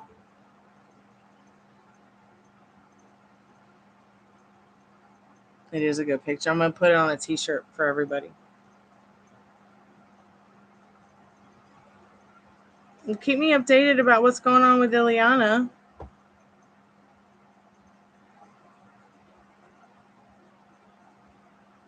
I hope that she'll feel better soon.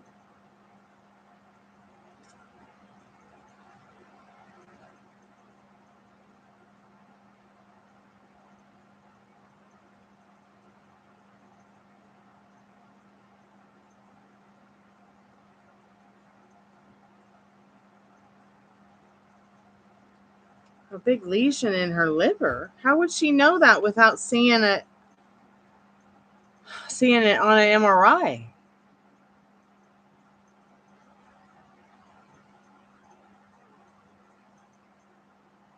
Oh, you mean Star, not Ileana?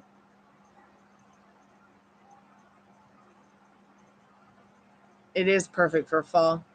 I just love the love stories in it.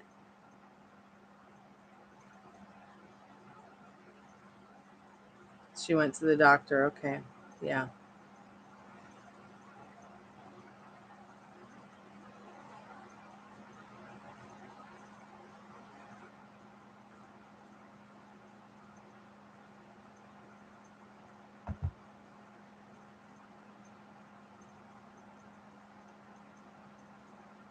So what's the next plan?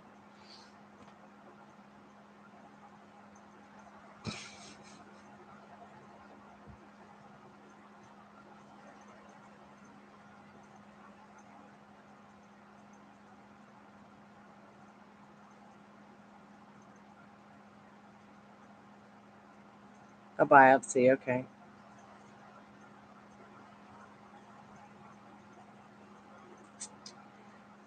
So my sister-in-law had something like that. It was just very small. They were able to remove it. She was okay, but she still has to have it monitored. I'm surprised they missed it before the surgery.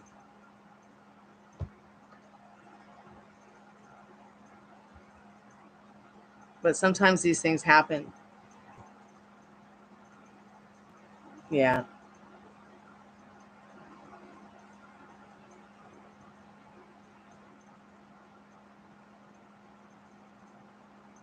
I'm getting the guitar.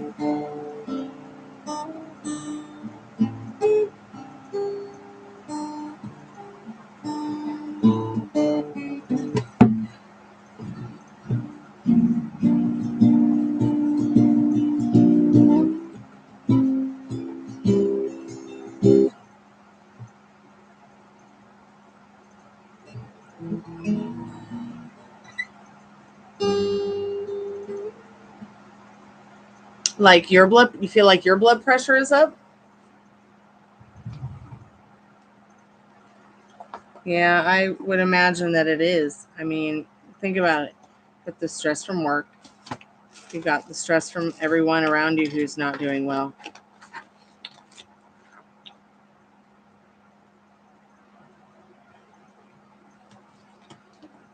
Maybe you want to talk to your doctor about it. See if they'll give you some atenolol.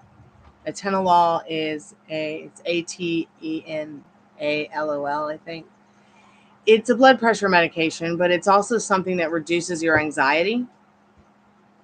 I only had to be on it for a little while to help. Oh, here it is. There's my capo.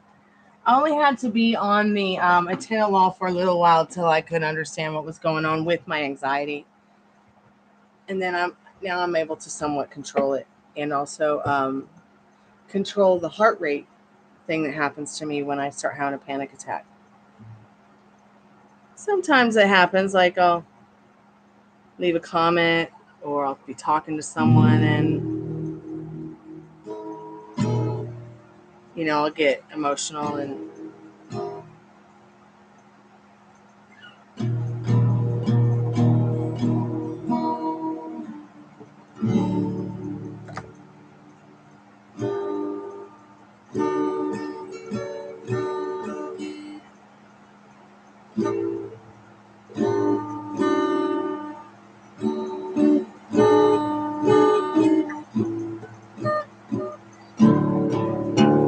oh, that's why the guitar's not tuned down.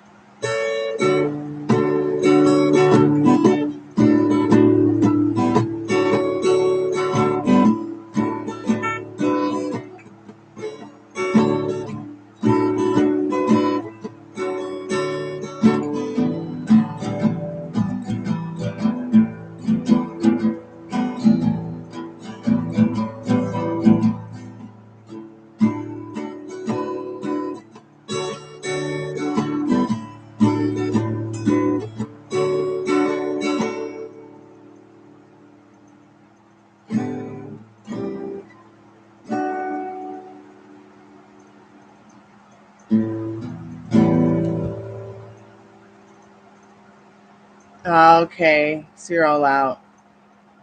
Beet juice. So I didn't know beet juice helps with that kind of thing. That's very interesting. I'm glad to learn that today. Thank you.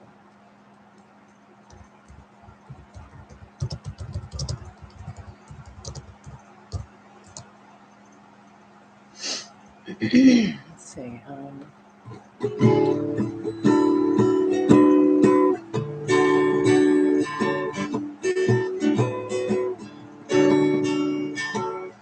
It does taste nasty, but beet juice, beets taste pretty good raw. I don't know. I have a different opinion on that. I think it tastes pretty good. Um, so what I like to do is I like to take beet juice and grapes, carrots, kale, um, and it makes pretty good juice. It tastes like dirt water. There was one day my dad gave me a piece of beet, like just fresh from the plant, and I was just rubbing it into my hair, and it actually did color my hair red, a little bit pink.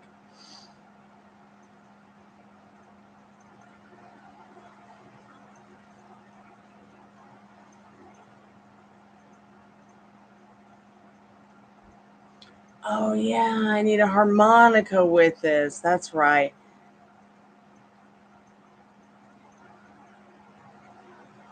So it's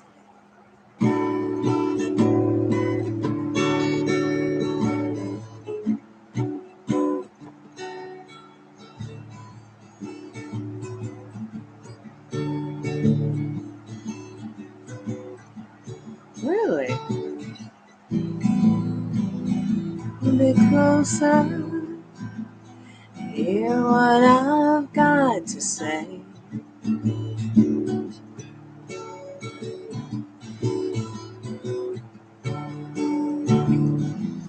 Just like children sleeping, we could dream this night away.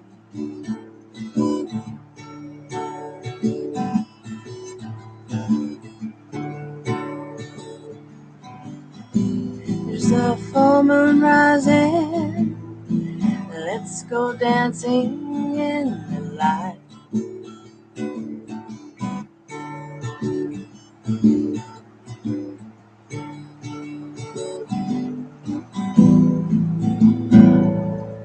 We know where the music's playing.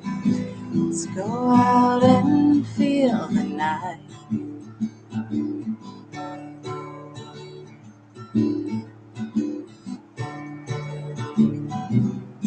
Let's see.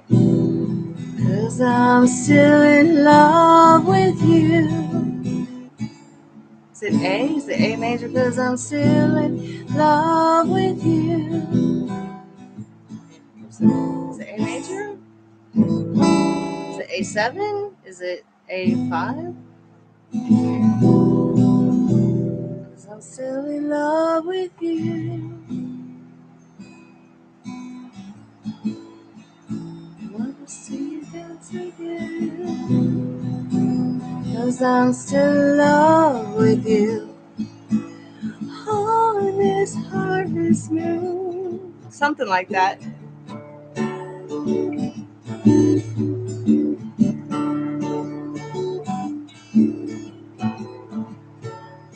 I even bought like a special harmonica for this one.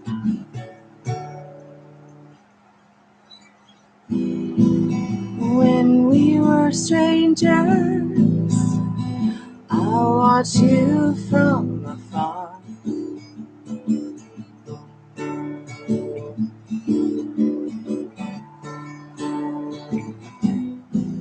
When we were lovers, I loved you with all my heart.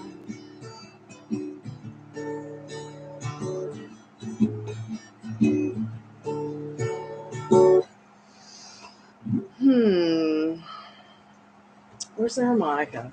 I gotta get the harmonica.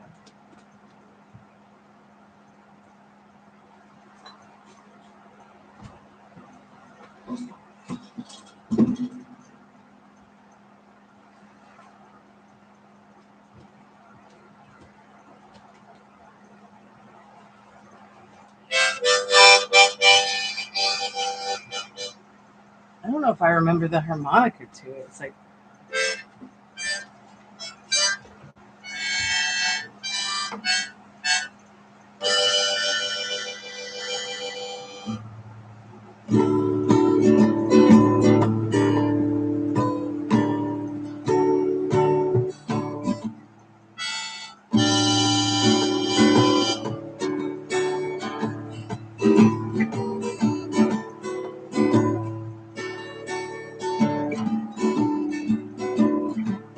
oh, that would be so good for her. I don't think I remember the harmonica to this. It's getting late.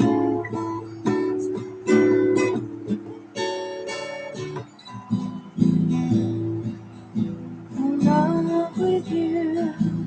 I want to see you dance again. That's right. It's see you dance again. 'Cause I'm still in love with you. On this harvest moon. I don't think I remember the harmonica. I think it's like ba, ba, ba, ba, ba.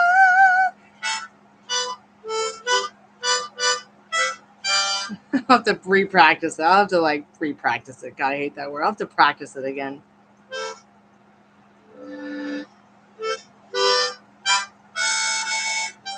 I love the harmonica.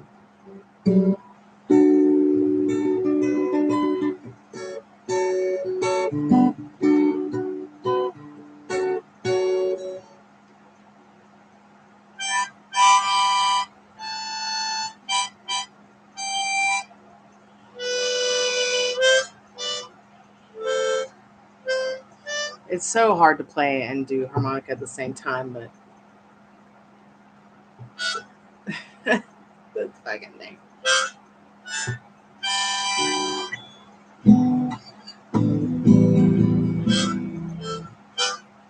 Yeah, I'll have to listen to it. I can remember it, but I can't remember it. And, you know, I made a point to, like, learn the harmonica last year and play it and sing it and everything. And then I didn't end up making a video. I just got too overwhelmed. I was like, fuck it, I'll do it next year.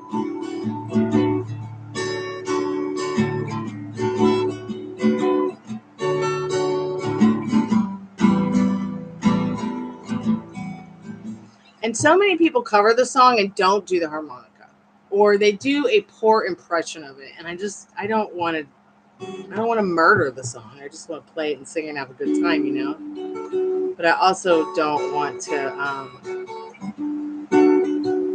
murder it like most people have on YouTube.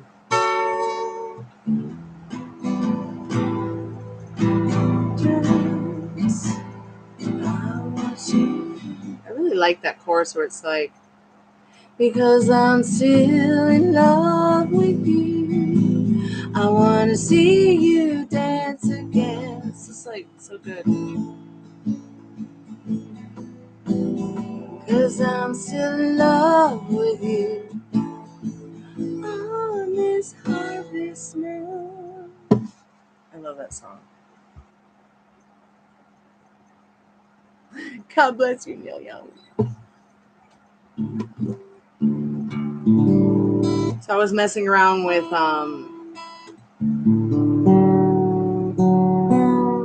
Norwegian Woods from the Beatles. Yeah, I went and watched some of these noobs with the guitar tab and teaching you on the guitar.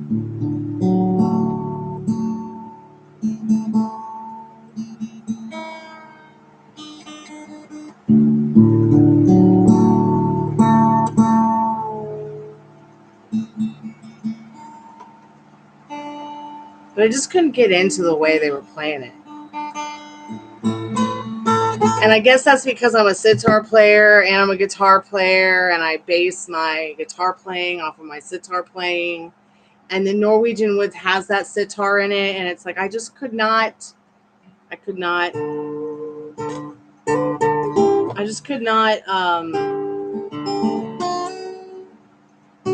groove with some of these people who are teaching Norwegian Woods. Like, here's the chord progression and hearing them sing it, and then like I I couldn't find one that I liked.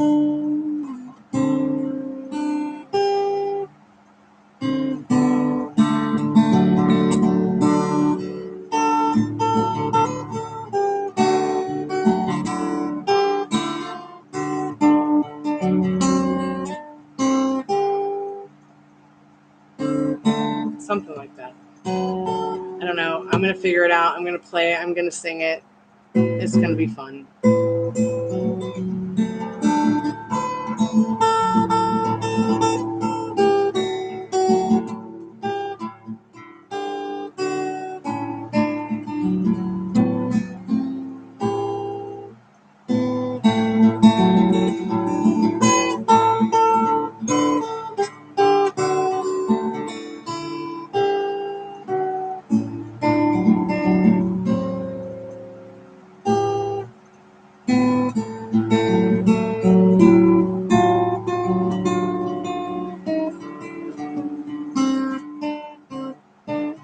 I don't know. I'll figure it out at some point, though. Aerosmith does use a lot of harmonica.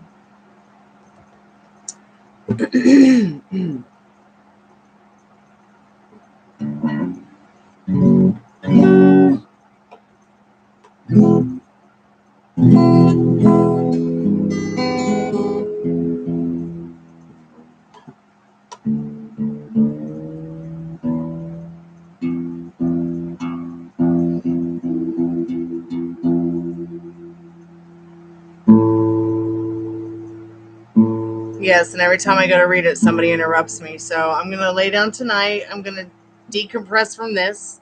And I'm going to spend a couple hours reading it. If it takes that long, I don't know. How many pages is it all together? I was about to get in and look.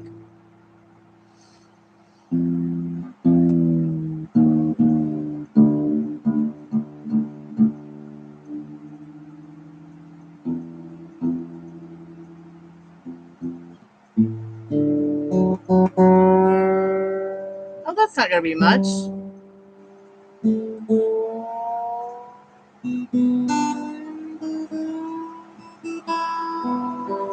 Yeah, I'll read it tonight.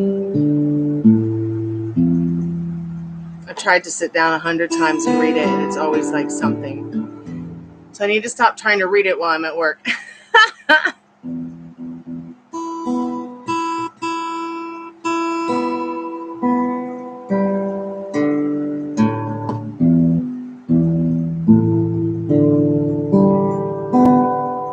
It's probably like not tuned, but I don't care. It's all right for now. It's not Carnegie Hall, right?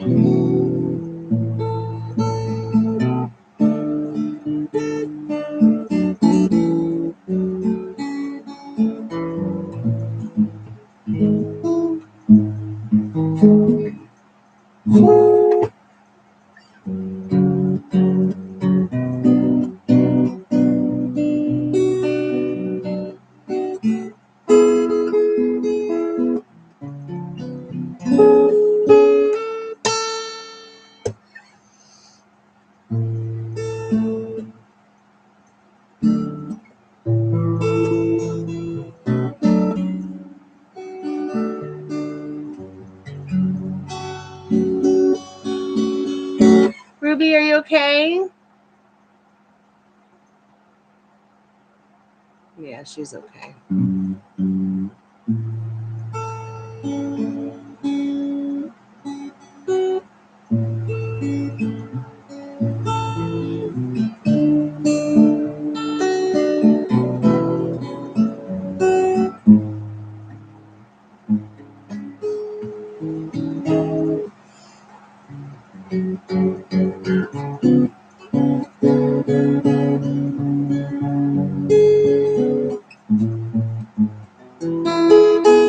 Hey, Texas. You should drink and sleep at the same time. I don't know.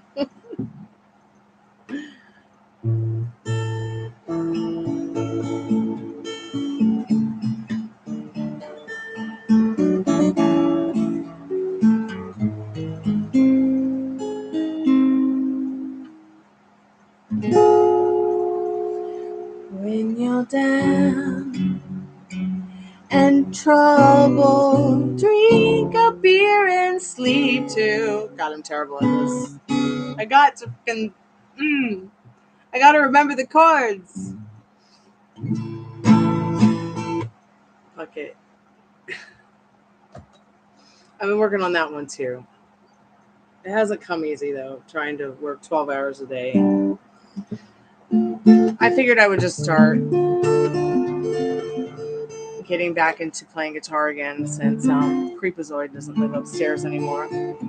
And Creepazoids don't live downstairs anymore because I manifested them all away to different places where they belong.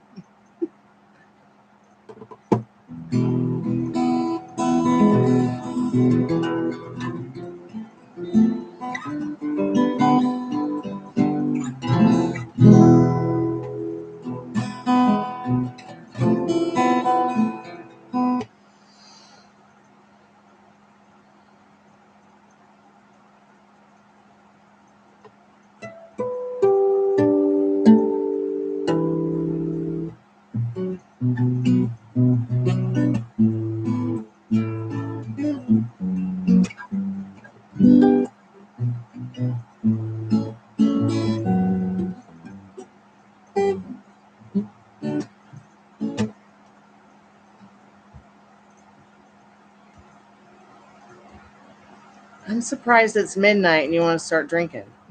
Is it really that bad in Texas? When you're down and drinking and need someone to care.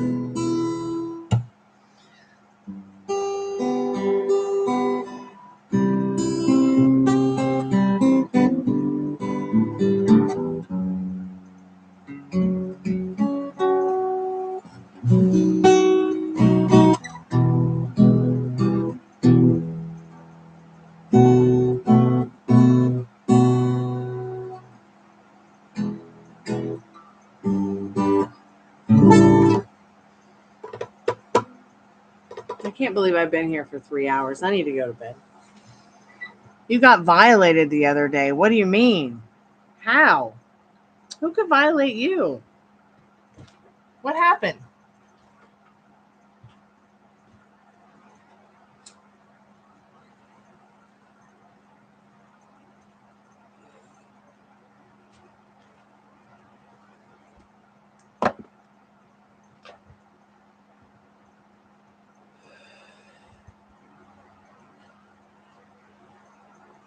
Oh my gosh. That is so funny. I can't say I feel sorry for you.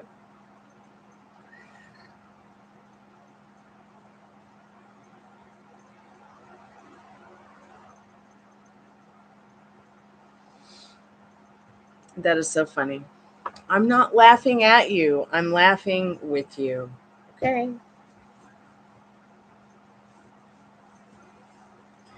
No, I'm not trying to strip for you. I've just been in that sweatshirt all day and I just worked out and like before I got on the live and I need to get out of that hoodie. Yes, you manifested it. Yes, you sure did. You sure diddly doodly. You manifested it.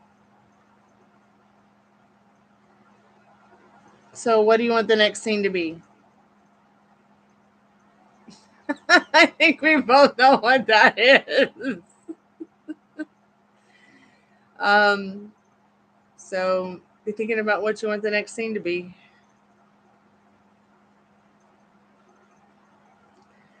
I think you should have a cup of tea and go to bed and get some more sleep. Yes, don't drink.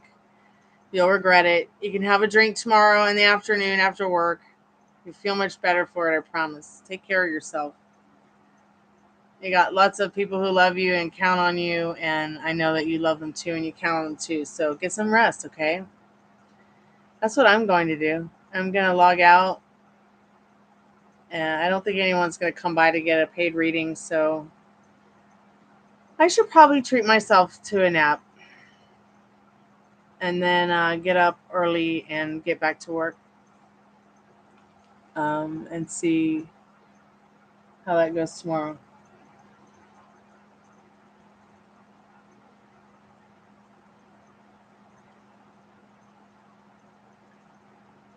Yep, nap time. Let's go and let's take a nap. Although Metal Rain, I guess you have to go and do laundry and then take Eliana to the ER. So keep me updated.